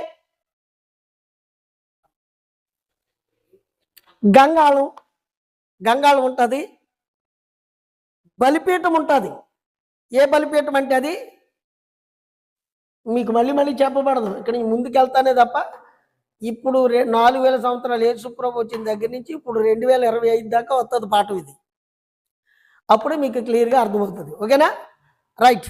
ఇప్పుడు బలిపీఠం ఉంటుంది. ఆ బలిపీఠం దేంతో కట్టబడుతుంది? కాదు, రాళ్ళుతో. దేవుడికి స్తోత్రం. రాళ్ళు. ఎన్ని రాళ్ళు అంటే 12 రాళ్ళు. దేవుడి స్తోత్రం. అర్థమైందా? రాళ్లతో కట్టబడిన బలిపీఠం, దాని మీద కట్లు పేరుస్తారు. బలిపీఠం ఉంటుంది. ఇక్కడ గంగాళం ఉంటుంది, గంగాళంలో నీళ్ళు ఉంటాయి. ఇక్కడ బలిపీఠం ఉంటుంది. బలిపీఠం మీద పక్కన నిప్పు మండుచున్న నిప్పులు ఉంటాయి. ఓకేనా? నేనేం చెప్పాను? పాత నిబంధన, కొత్త నిబంధన.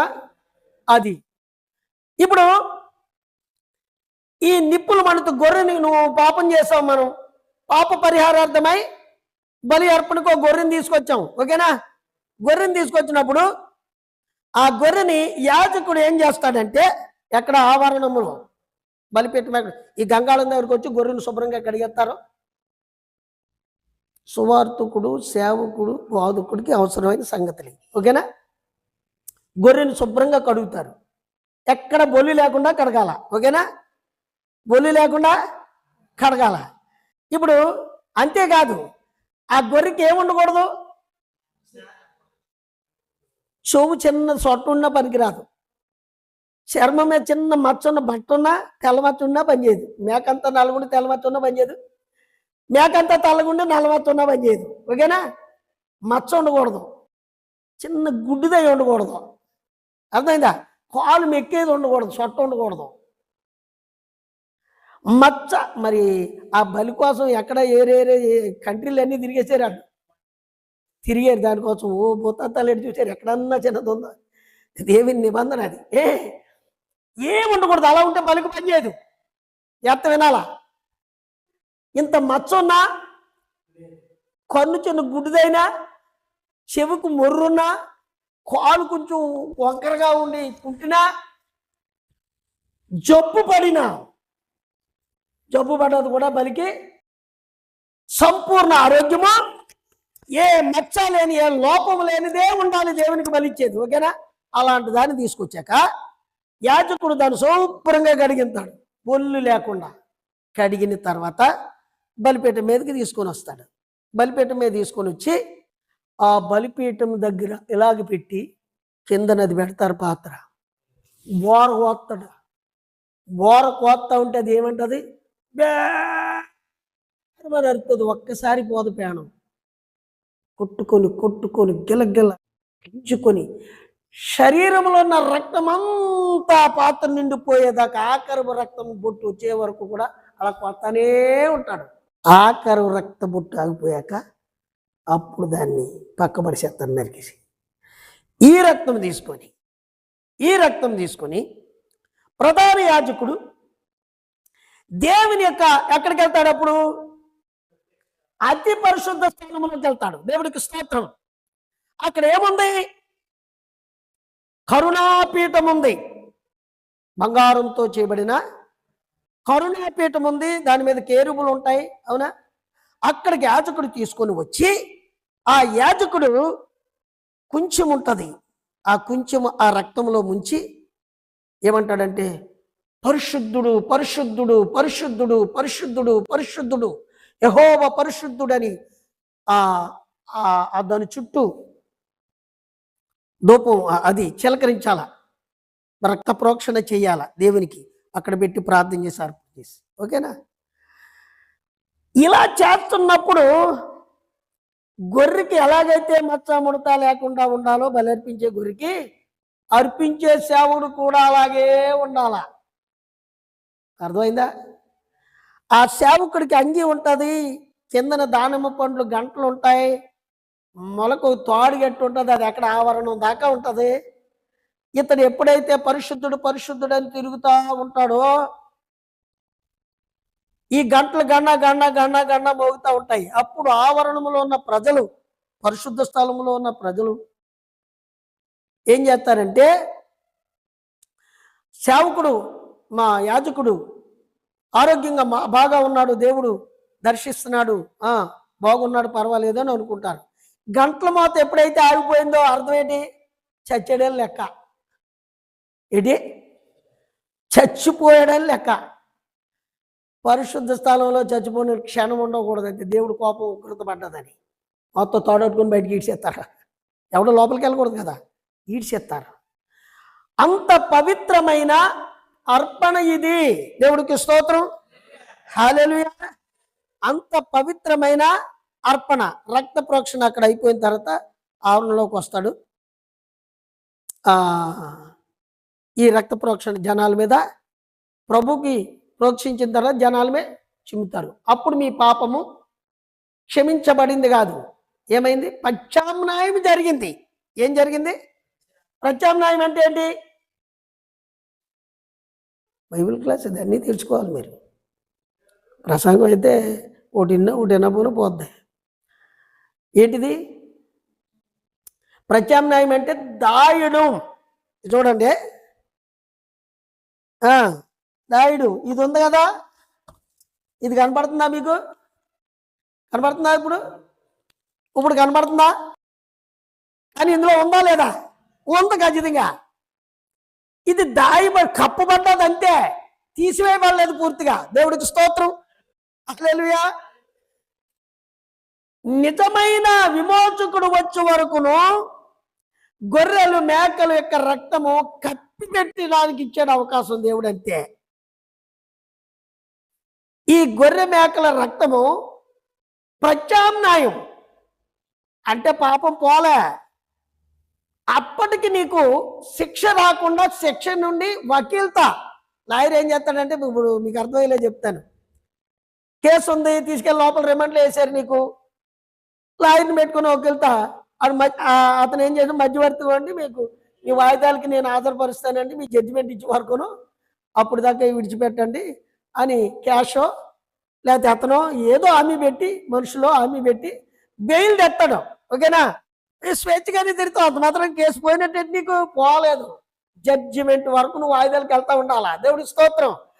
అలాగనే మేకలు, కోడెలు, గొర్రెల యొక్క రక్తము అసలైన తీర్పు వరకును నీకు ప్రత్యామ్నాయం, అసలైన విమోచకుడు వచ్చే వరకును ప్రత్యామ్నాయం. దేవుడి స్తోత్రం. అర్థమవుతున్నాయి నా మాటలు? అర్థమవుతున్నాయా? ప్రత్యామ్నాయం జరిగిందంతే. ఈ ప్రత్యామ్నాయం చేసిన తర్వాత వాళ్ళు హ్యాపీగా వెళ్తారు. ఇప్పుడు వీళ్ళు ఏం చేయాలంటే ఎప్పుడైతే రక్త ప్రోక్షణ అయిపోయిందో మిగతా యాజకులు వచ్చి అహరోను వంశస్థులు, ప్రధాన యాజకుడు రక్త ప్రోక్షణ జరిగాక ఉన్న యాజకులు వచ్చి ఏం చేస్తారంటే అగ్ని తీసుకొచ్చి అందులో సాంబ్రాణి, గుగ్గులం యేసుప్రభుకి తెచ్చారు కదా కానుకలు, అయ్యే అవి ఆ పరిమళ వాసన, ఆ ధూపం తీసుకొచ్చి అందులో వేసి ధూపం వేస్తారు దేవుడికి. ధూపం ఎక్కడి నుంచి తేవాలి? అగ్ని ఆవరణములో ఏ బలి అయితే అర్పించబడిందో ఆ బలిపీఠం మీద ఉన్న నిప్పులు ఆ అగ్ని మాత్రమే తీసుకోవాలి. వాక్యం జాగ్రత్త చూడండి. ఆ నిప్పులు తీసే దేవునికి ధూపం వేయాలి. ఓకేనా? ఇప్పుడు వీళ్ళు ఏం చేశారు? చదువు వాక్యం. ఇప్పుడు వేరొక అగ్ని, అగ్ని, నువ్వు తీసే అగ్ని ఎక్కడ తీయాలి? దేవుడు కోరుకున్నది, దేవుడు ఏర్పరిచిన అగ్ని, బలిపీఠం మీద ఉన్న అగ్ని మాత్రమే తీసి ధూపం వేయాలి. పరలోకం నుండి అగ్ని వచ్చి మొత్తం వాళ్ళని నాశనం. దేవుడికి స్తోత్రం. ఇప్పుడు జాగ్రత్త వినండి. ఇప్పుడు ఇది ఛాయ. ఓకేనా? పాత నిబంధన ఇది ఛాయనా? దాని కొత్త నిబంధన ఎక్కడ ఆపాదిస్తావు చెప్పండి. ఇప్పుడు దేనికి ఆపాదిస్తావు? బలి అర్పించింది యేసుప్రభు శిలువలో, ఆయన ఆఖరి రక్తబొట్టు వరకు, ఆయన శిలువలో ఆఖరి రక్తబొట్టు వరకు ఆయన యాతన పడ్డాడు. సరే, ఇప్పుడు అగ్ని, ఇప్పుడు దేనికి ఆపాదిస్తావు? కొత్త నిబంధనలో ఆయనకు ధూపం వేసే అగ్ని ఏది? మేడగదిలో అగ్ని జ్వాల. దేవుడికి స్తోత్రం. హల్లెలూయా. మేడగదిలో ఆకాశం నుండి దిగి వచ్చిన పరిశుద్ధాత్మ అగ్ని. దేవుడికి స్తోత్రం. ఇది మాత్రమే దేవుడు కోరుకున్నాడు. దేవుడి స్తోత్రం. ఇప్పుడు ఎక్కడి నుంచి వేసుకోవచ్చురా? ఇప్పుడు జాగ్రత్త, మీరు గమనించండి, రేపు నీకు బాగా లోతుగా చెప్తాను. ఇప్పుడు సేవకులు, బోధకులు ఏ అగ్నితో వాడబడుతున్నారు? ఏ అగ్నితో వేస్తున్నారు ధూపం? నువ్వు దాన్ని గమనించాలి. దేవుడి స్తోత్రం. బలిపీఠం మీద నుండి తీసుకున్న అగ్నిని దేవుడు అంగీకరిస్తా ఉన్నాడు. అన్యాగ్ని తెచ్చినప్పుడు ఏమైంది? దేవుని ఉగ్రత పడతా ఉంది. దేవుడి స్తోత్రం. అర్థమైందా? మరొక విషయం చెప్తాను. లేవికాండం 19:19 చూడండి. దేవుడి స్తోత్రం. ఇప్పుడు గోధుమల్లో గురుగులు ఉన్నాయని చెప్పాడు ఆయన, అవునా? 7 ఉపమానాలు చెప్పాడు, మత్తయి సువార్తలో ఉంటుంది. ఇప్పుడు ఇందులో ఒకటి అన్నాడు, పొలములో నువ్వు గోధుమలు వేసావు కదా యజమానుడా, గురుగులు ఎలాగ వచ్చాయని అడిగారు వాళ్ళు. అడిగితే అది శత్రువు చేసిన పని అన్నాడు, అవునా?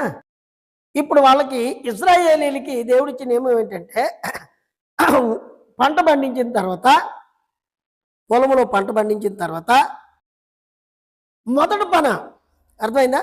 మొదటి పన తెచ్చి దేవుని సన్నిధిలో అల్లాడించాలి. ఇది అల్లాడింపు పండగ, ఫల సమగ్రహ పండుగ అంటారు. 7 పండుగలు ఇచ్చాడు మనకి, చెప్తాను వాటి గురించి. మొదటి పన ఎప్పుడైతే దేవుడు అంగీకరించాడో మిగతా పంట అంతా అంగీకరించబడినట్లు లెక్క. ఓకేనా? అర్థమవుతున్నాయన్నమాట. ఇప్పుడు మీకు అర్థమవుతుంది కదా.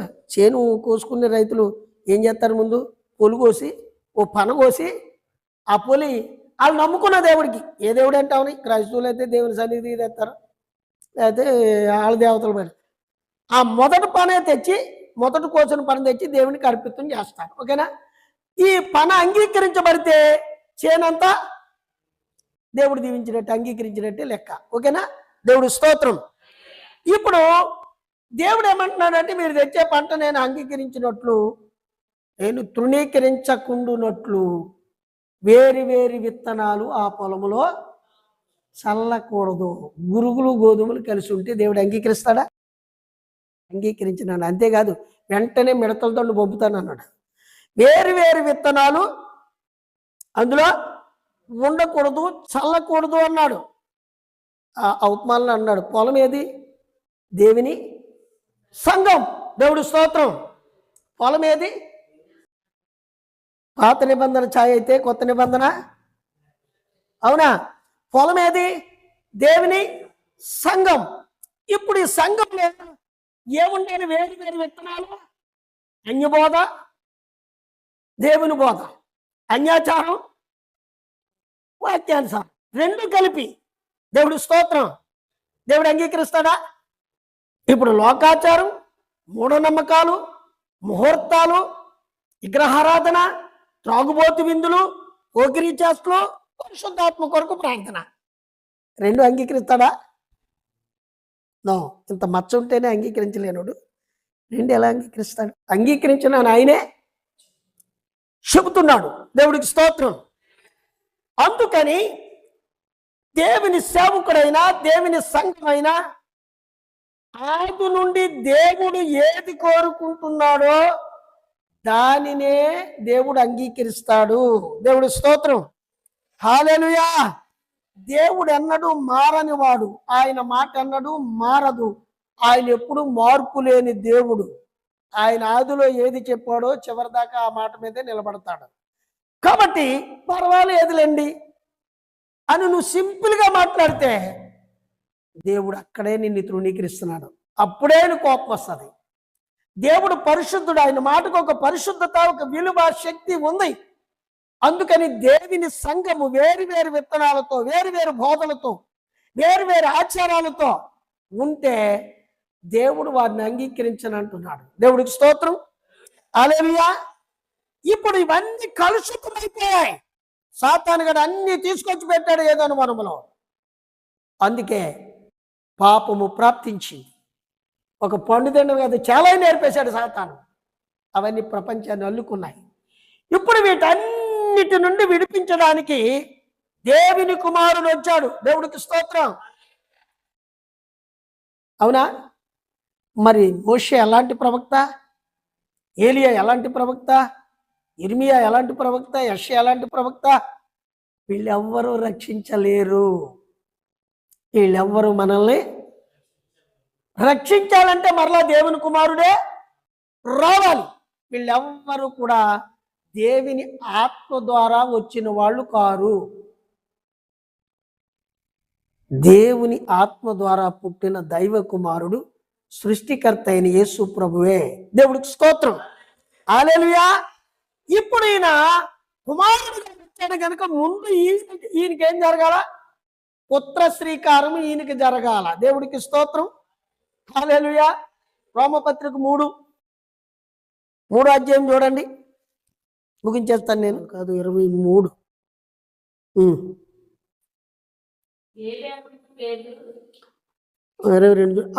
అది యేసుక్రీస్తు నందలి విశ్వాస మూలమైనది, నమ్ము వారందరికీ కలుగు దేవుని నీతి అయి ఉన్నది.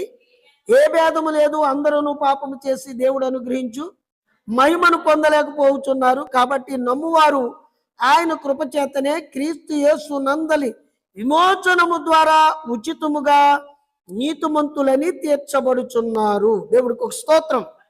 హల్లెలూయా. చూడండి, మనము దేవుని కుమారుడుగా మనం పుత్ర శ్రీకారం మనకు జరగాలంటే ప్రతి మనిషిలోనూ ఒక 5 కార్యాలు జరగాలి. ఏంటయ్యి చూడండి. మొదట రాసుకోండి, నీతిమంతుడుగా తీర్చబడాలి. రెండవది శుద్ధీకరించబడాలి. మూడవది ఆత్మతో నింపబడాలి. నాలుగవది వాక్య పరిశోధనలో నిలబడాలి. అప్పుడు ఐదవది దేవుని కుమారునిగా స్వీకరించబడాలి. దేవుడికి స్తోత్రం. హల్లెలూయా. ఒకటి, నీతిమంతుడుగా తీర్చబడాలి. రెండు, శుద్ధీకరించబడాలి. మూడు, ఆత్మతో నింపబడాలి. నాలుగు, వాక్య పరీక్షలో నిలబడాలి. అప్పుడు పుత్ర శ్రీకారం, అప్పుడు నువ్వు కుమారుడుగా అంగీకరించబడాలి. ఓకేనా? దేవుడికి స్తోత్రం. హల్లెలూయా. ఇప్పుడు చూద్దాం యేసుక్రీస్తు ప్రభువుని బట్టి. మత్తయి సువార్త 27:19.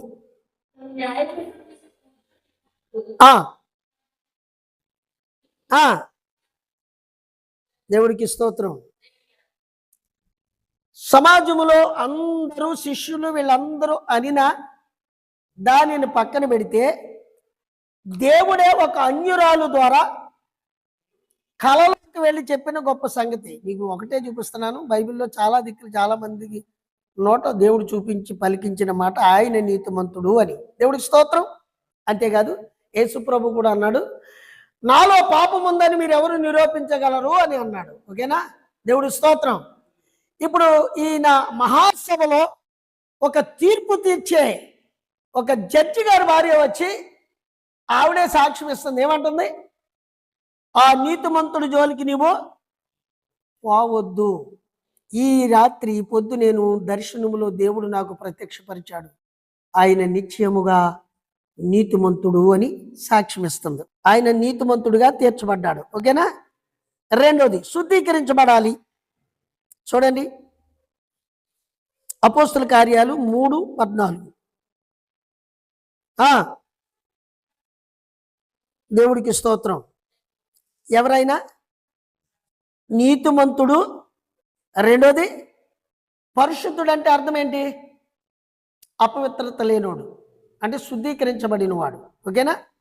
అంటే ఈయనలో శుద్ధీకరణ కూడా జరిగింది. ఓకేనా? ఇక చూద్దాం. హెబ్రీ పత్రిక 7:26. పవిత్రుడును నిర్దోషియు పాపులలో చేరక దేవుడికి స్తోత్రం. పవిత్రుడు, నీతిమంతుడు, పరిశుద్ధుడని 3 రకాలుగా కూడా ఇక్కడ సాక్ష్యం ఇస్తున్నారు. ఈయన నీతిమంతుడు, రెండోది శుద్ధీకరించబడ్డాడని లేఖనము సాక్ష్యం ఇస్తా ఉంది. ఇక చూడు, మత్తయి సువార్త 3:16.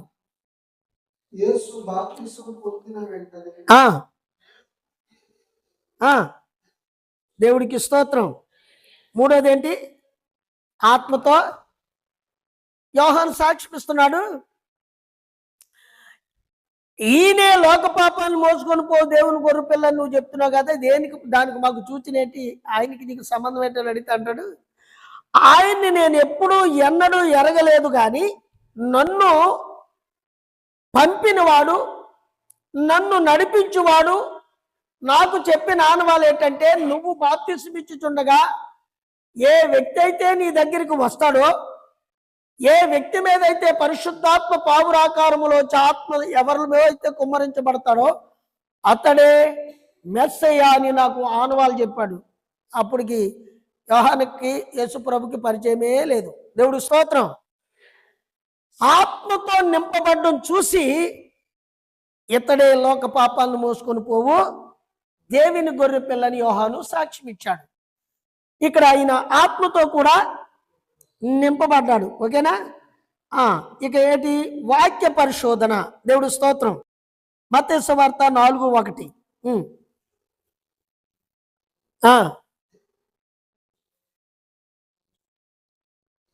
దేవుడికి స్తోత్రం. ఏం చెప్పాడు ఇక్కడ? ఎప్పుడైతే నువ్వు యేసు ప్రభు దగ్గరికి రక్షించబడతావో, ఎప్పుడైతే నువ్వు బాప్తిసం పొందుతావో, ఎప్పుడైతే ప్రభువు నువ్వు రక్షకుడిగా అంగీకరిస్తావో, నీకు ప్రారంభమయ్యేదేంటి? శోధన. నీ దగ్గరికి వచ్చేవాడు శోధకుడు, అపవాది అప్పుడే వస్తాడు నీ దగ్గరికి. దేవుడు స్తోత్రం.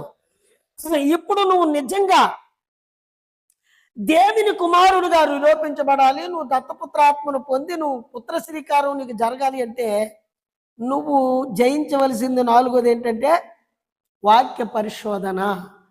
ఇప్పుడు నీకు ఏదైనా శోధన వస్తుంది, లేకపోతే బలహీనత వస్తుంది, ఆపద వస్తుంది, ఏదో చిక్కుల్లో పడతావురే. దేవుడు అంట, దేవుడు దేవుడు అన్న ఏం చేశాడురా నీకు దేవుడు? ఏది నువ్వు దేవుడు నీతో ఉంటే మరి ఇంత మంచి దూకేయి, లేకపోతే చేయమను, అది చేయమను, లేకపోతే ఎందుకు నువ్వు ఎలాగ ఎడుతున్నావు? రకరకాల పరిస్థితుల్లో వాక్యము నిన్ను శోధిస్తూ ఉంటుంది. సాతాను నిన్ను శోధిస్తూ ఉంటాడు, వాక్యములో పరిశోధించబడతా ఉంటుంటావు నువ్వు. అలాంటి టైం అప్పుడు సరిగ్గా విశ్రాంతి అని వచ్చిన తర్వాత ఆడు అంటాడు, ఇది వారం వెళ్తున్నాడు కదండి, ఆడుకోపోదాం. ఆ రోజే చుట్టాలు తీసుకొస్తాడు, ఆ రోజే తాగుబోతులతో తిప్పుతాడు, ఆ రోజే గొప్ప పని చూపుతాడు. ఇదేంటంటే వాక్య పరిశోధన. అప్పులు ఎక్కువైపోయిన తర్వాత అప్పుల గురించి ఈ అప్పులన్నీ చూపించి ఏం చేస్తాడంటే అసలు భక్తే జ్ఞాపకం లేకుండా చేసేస్తాడు, ప్రార్థన చేయకుండా చేసేస్తాడు. అప్పుడే రాజకీయ నాయకులు పరిచయం చేస్తాడు, అప్పుడే తాగేవాళ్ళు పరిచయం చేస్తాడు. ఇలాంటప్పుడు వాళ్ళు చెప్పే మాటలన్నీ మన మైండ్లోకి ఎక్కిన అనేటువంటి మైండ్ డైవర్ట్ అయిపోద్ది మనకి. దేవుడికి స్తోత్రం. అప్పుడు నువ్వేం తీసుకోవాలి అంటే, నాతో ఒకడు అన్నాడు, ఇంత సేవ చేస్తున్నావు, నువ్వు గొప్ప వాక్యం బోధిస్తావు అని అందరూ చెప్తున్నారు, ఇవన్నీ నీకు ఎందుకు వస్తున్నాయి అని. దేవుడి స్తోత్రం. హల్లెలూయా. నాకు చాలా పరిశోధన వచ్చాయి, ఇంతకుముందు వచ్చాయి, ఇప్పుడు కూడా వస్తున్నాయి. నేను ఒకటే సమాధానం చెప్పాను, ఓర్పిచ్చుడా, క్రైస్తుడే, అతను సేవకుడే. సరిగా ఆలోచించు, వాక్యం ఏం చెప్తుంది నీకు? చూడు, దావీదు మీదకి దేవుని అభిషేకం వచ్చిందా? సౌలు మీదనున్న ఆత్మను తీసి దేవుడు దావీదు మీదకి పంపాడు. ఓకేనా? అభిషేకం సౌలు ఎప్పుడో వదిలేసింది, దురాత్మ వచ్చింది. కానీ సౌలు వర్దెళ్తున్నాడు. ప్రజలందరూ ఏమనుకుంటున్నారంటే సౌలు అభిషేకం పొందిన రాజు అనుకుంటున్నారు. దేవుడి స్తోత్రం. ఎందుకంటే అందరూ చూస్తుండగా సమూయేలు అభిషేకించాడు సౌలుని, యెహోవా చేత అభిషేకించబడిన రాజు అని. దావీదు కూడా అన్నాడు, అభిషేకించిన వాడిని నేను ముట్టను అన్నాడు. అవునా? ప్రజలందరూ అనుకుంటున్నారు సౌలు అభిషేకించబడిన రాజు, దేవుని ఆత్మే రాజును వర్ధలు చేస్తుందని. అదే ఆత్మ అభిషేకం దావీదు మీదకి వచ్చింది. దావీదు చెప్పులు లేకుండా ముళ్ళు రాళ్ళు అంటే పారిపోతున్నాడు, ప్రాణభయంతో పారిపోతున్నాడు, ఆకలి బాధతో పారిపోతున్నాడు, గుహల్లో దాక్కుంటున్నాడు. ఒక పనికి మాలోడు వచ్చాడు, పొర పాపి, నువ్వు నీ పాపాలేరా నిన్ను ఎంటాడుతున్నాయి, ఏదో రోజు మా సౌలు రాజు నిన్ను తుక్కుని చేసేస్తాడు, పాపాలేరా నిన్ను ఎంటాడుతున్నాయి అని దుమ్మెత్తిపోసాడు. దావీదు దగ్గర ఉన్న ఒకటి అన్నాడు, రాజా ఒక్కలాంటి ఎదవ నిన్ను అనడమా,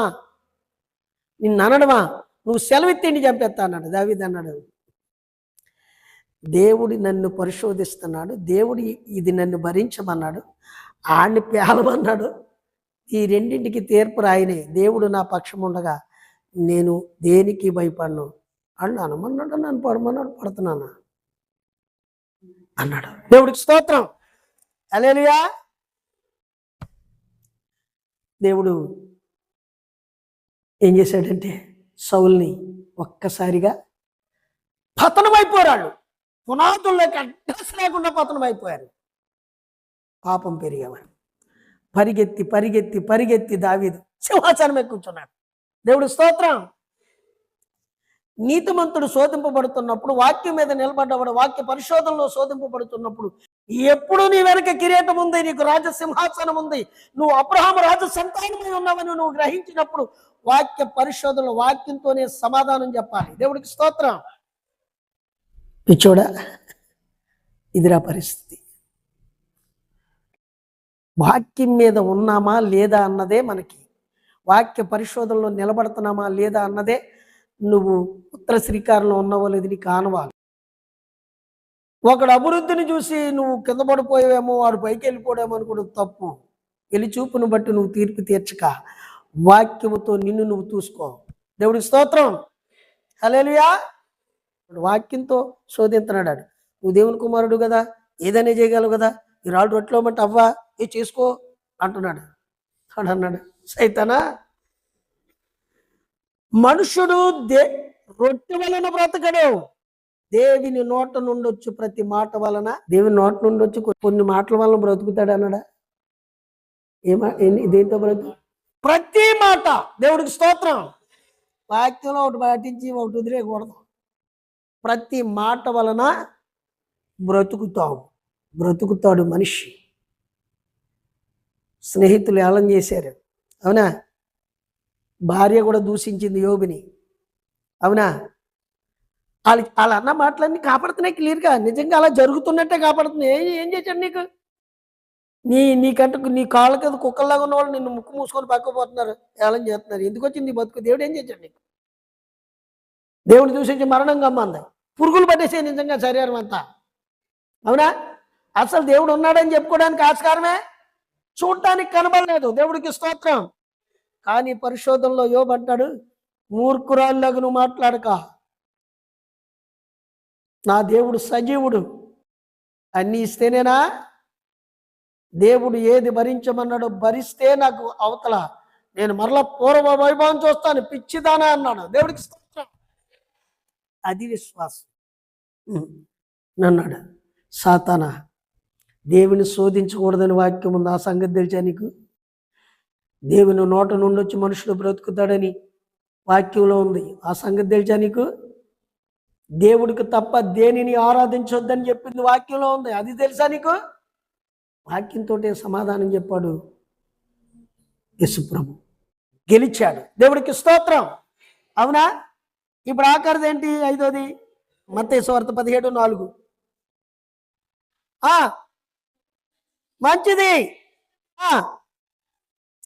కట్టుదనని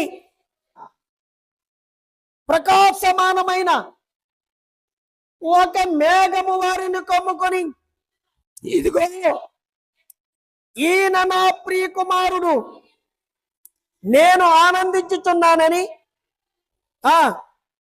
దేవుడికి స్తోత్రం. ఎవరికి ఉంది హక్కు, అధికారం? ఒక దేవుని కుమారుడికే. అసలైన ఆయన స్వరూపం ఏటో, ఆయన స్థానం ఏటో కనులారా వారు చూశారు. ఈయనే దేవుని కుమారుడని ఆయనకు అక్కడ పుత్ర శ్రీకారం జరిగింది, రుజువు చేయబడ్డాడు. అందుకనే పేతురు అంత ధైర్యంగా చెప్పాడు ఏదైనా. దేవుడికి ఒక స్తోత్రం. మేము ఎక్కడికి వెళ్తామయ్యా? నువ్వే నిత్యజీవం మాటలు కలిగిన వాడివి, సర్వాన్ని వదిలేచావు, నువ్వే దైవ కుమారుడివి, నువ్వు మమ్మల్ని రక్షించడానికి నువ్వే సమర్థుడు, నిన్ను వదిలేసి మేము ఎక్కడ పోతాం? వాళ్ళు పోతే పోనే, మేము నీతో ఉంటాం, నువ్వెవరో నేను ఎరుగుదును అన్నాడు పేతురు, చదువు లేనోడు. దేవుడికి స్తోత్రం. సబాష్ బర్ర యోనా, సిమోను, నువ్వు కేఫావి, నీ పైన నా సంఘాన్ని కడతానన్నాడు. దేవుడికి స్తోత్రం. హల్లెలూయా. చూడండి, దేవుని కుమారులుగా ఎక్కడున్నాం మనం? జగత్పునాది వేయబడక మునుపు ఆయనలో ఉన్నాం మనం, ఓకేనా? అయితే ఇప్పుడు మనము మొత్తం పాపములో అల్లుకొని ఉన్నాం. దేవుడికి స్తోత్రం. పాపము వలన మరణము ప్రాప్తించును. దేవుడికి స్తోత్రం. హల్లెలూయా. ఇప్పుడు ఆ పాపము నుండి విడిపించాలి అంటే ఎవరికి సాధ్యము? పాపము లేనివాడే విడిపించగలడు, ఓకేనా? ఇప్పుడు మొదటి ఆదాము దేవుని కుమారుడు, కడపటి ఆదాము దేవుని కుమారుడు. దేవుడికి స్తోత్రం. మొదటి కుమారుడు పడిపోయాడు, రెండో కుమారుడు ఏం చేశాడు? జయించాడు. దేవుడి స్తోత్రం. జయించాడు, పుత్ర శ్రీకారం జరిగింది. మొదటి పన ఆయనే. దేవుడి స్తోత్రం. ఎవరో ఫల సమగ్రహ పండుగ అంటే యేసుక్రీస్తుకి పునరుత్థానానికి సూచన. అదే 7 పండుగలు ఉన్నాయి మనకి, క్రిస్మస్ కాదు. క్రిస్మస్ బైబిల్లోనే లేదు. 7 పండుగలు ఉన్నాయి. ఆ పండుగల గురించి కూడా చెప్తాను ఆదివారం. దేవుడి స్తోత్రం. హల్లెలూయా. ఇప్పుడు ఈ మొదటి పని ఎవరు? యేసుక్రీస్తు. మొదటి పని అంగీకరించబడితే పంటంతా అంగీకరించబడినట్టే. దేవుడి స్తోత్రం. అందుకని ఎవడైనా క్రీస్తు యేసునందున్న ఎడల వాడు నూతన సృష్టి, క్రొత్త జన్మ. దేవుడి స్తోత్రం. ఇప్పుడు క్రీస్తు నీతిమంతుడు, క్రీస్తు ఇంకెవరు? పవిత్రుడు. క్రీస్తు ఇంకెవరు? పరిశుద్ధాత్మతో నింపబడిన వాడు. క్రీస్తు ఇంకెవరు? వాక్యమై ఉన్నవాడు. క్రీస్తు ఇంకెవరు? ఆయనే కుమారుడు, ఆయనే తండ్రి, ఆయనే నిత్యుడగు తండ్రి. ఓకేనా? దేవుడికి స్తోత్రం. ఇప్పుడు ఎవడైనా నన్ను వెంబడించాలనుకుంటే ఏం చేయాలంట? నా సిలువను ఎత్తుకొని నన్ను వెంబడించాలి. ఇప్పుడు ఎవరైనా పుత్ర శ్రీకారము జరిగి నేను నిజ క్రైస్తవు, నిజంగా దేవుని కుమారుణ్ణి, ఇది లేకపోతే నువ్వు ఎంత బిషప్ అయినా, ఎంత పోపు అయినా, ఎంత గొప్ప రెవరెండ్ అయినా, ఎవ్వడు కూడా రక్షించబడలేడు. వాడికి రక్షణే లేదు. ఈ 5 కార్యాలు వాడి జీవితంలో జరగకపోతే, ముందు వాడు నీతిమంతుడని రుజువు చేయబడకపోతే, రెండోది వాడు శుద్ధీకరించబడకపోతే, మూడోది పరిశుద్ధాత్మతో నింపబడకపోతే, నాలుగోది వాక్య పరిశోధనలో అతడు వాక్యానుసారంగా నిలబడకపోతే, ఐదోది కుమారుడిగా స్వీకరించబడడు. ఈ 4 జరిగితేనే దేవుడు ఇదిగో ఇతడు నా ప్రియ కుమారుడు, ఈమె నా ప్రియ కుమార్తె, ఈమె యందు నేను ఆనందించుచున్నానని దేవుడు మనకు సాక్ష్యం ఇవ్వాలి. దేవుడికి స్తోత్రం. అందుకే అంటున్నాడు, నా ప్రాణేశ్వరి ప్రియురాలా అని పిలుస్తున్నాడు వధువుని. ఎందుకని? ఈ పరిశోధనలో ఆమె నిలబడింది. ఇప్పుడు నువ్వు వధువు అయితే, నువ్వు వధువుగా ఉండాలంటే ఈ కార్యాలు నీలో జరగాలి. దేవుడికి స్తోత్రం. నేను పాడాను అంతే చాలు, నేను వాయించాను అంతే చాలు, నేను సాక్ష్యం ఇచ్చాను అంతే చాలు, నువ్వేదేదో సంఘంలో చిన్న చిన్న కార్యాలు చేసేసి నేను క్రైస్తవుని, క్రైస్తవురాల్ని, నేను సువార్తకుని, నేను సేవకుని, నేను బోధకుని అంటే అది అవదు. చట్ట ప్రకారంగా దత్తపుత్ర ఆత్మను పొంది, ఇప్పుడు ఆత్మ ద్వారా నువ్వు పుత్ర శ్రీకారము జరిగి నువ్వు ప్రియకుమారుడు అని రుజువు చేయబడాలి. దేవుడికి స్తోత్రం. హల్లెలూయా. అప్పుడు మాత్రమే మనము పరలోకానికి, 1000 ఏండ్లకి, నిత్యత్వానికి యోగ్యులము, భూమిపైన దేవుని కృపారక్షణ పొందడానికి యోగ్యులము. దేవుడికి స్తోత్రం. ఇకపోతే ఇదేమీ లేకుండా దేవుడికి ఒక క్రమం ఉందండి, ఒక చట్టం ఉందండి, ఒక రూట్ ఉందండి. అలా కాకుండా అడ్డొడ్డుగా క్రమం లేనటువంటి బోధలు, క్రమం లేనటువంటి భక్తి చేసేస్తే అది దేవుడు అంగీకరించడు. అది కరెక్ట్ కాదు. దేవుడి స్తోత్రం. హల్లెలూయా. ఏలియా పడిపోయిన బలిపీఠాన్ని కట్టాడా? ఎన్నటితో కట్టాడు? 12 రాళ్లతో. దేవుడికి స్తోత్రం. ఆయనకు తోచిన రాళ్ళు ఇటేచ్చు కదా. దేవునికి ఒక క్రమం ఉంది. ఆ 12 రాళ్ళు ఆయన ఎన్నుకున్నాయి, 12 గోత్రాల చొప్పున. ఆ క్రమములోనే పేర్చాలి. అప్పుడే పరిశుద్ధ అగ్ని దిగొచ్చింది ఆకాశం నుండి. ఓకేనా? ఇప్పుడు వీళ్ళు ఏం చేశారు? అగ్ని తెచ్చి వేశారు. ఏమైంది?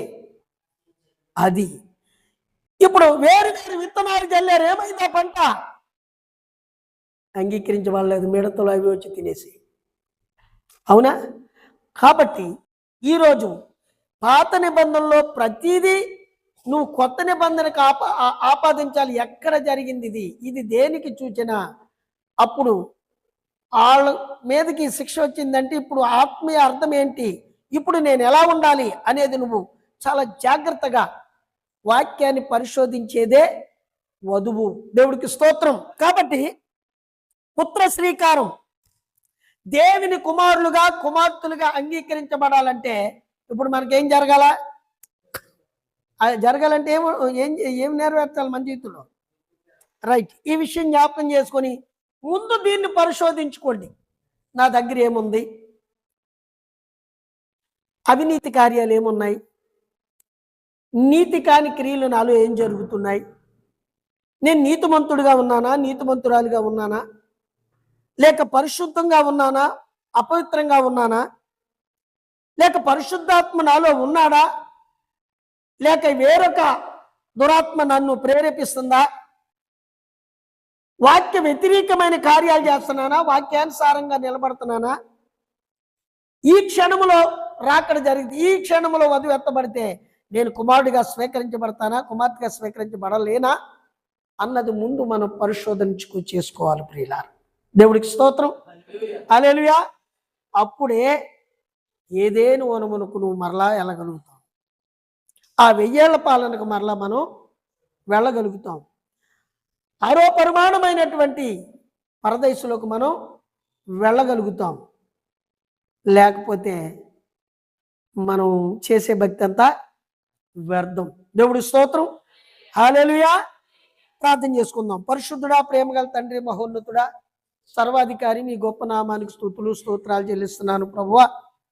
మరి రాత్రి మాతో నువ్వు మాట్లాడుతున్నావు ప్రభువా.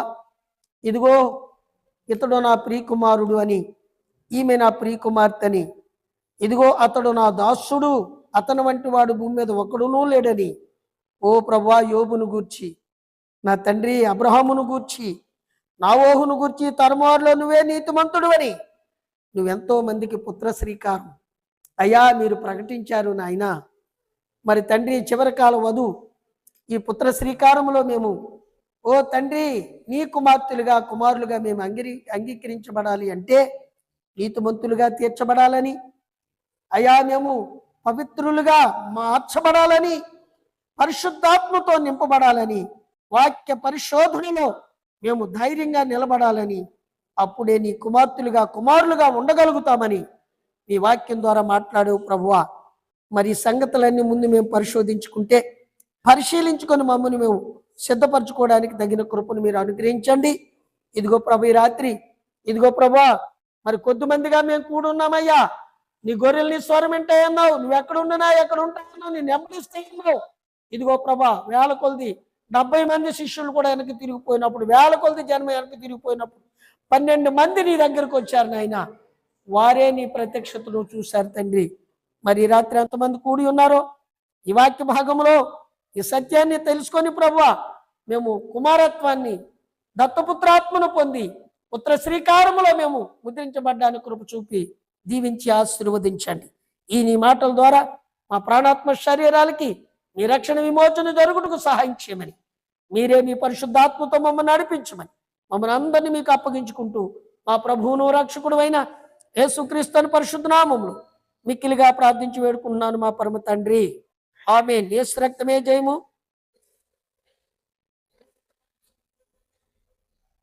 ఆమేన్. మహాదేవుడు మన రక్షకుడైన యేసుక్రీస్తు ప్రభువారి అనంత ప్రేమ, ఆయన కృపా సమాధానం, పరిశుద్ధాత్మక నుంచి కాపుదల దినదినము మనల్ని నడిపించి కాపాడి ప్రతి కీడు నుంచి తప్పించి నిండు ఆశీర్వాదములు మనకు దయచేయునుగాక.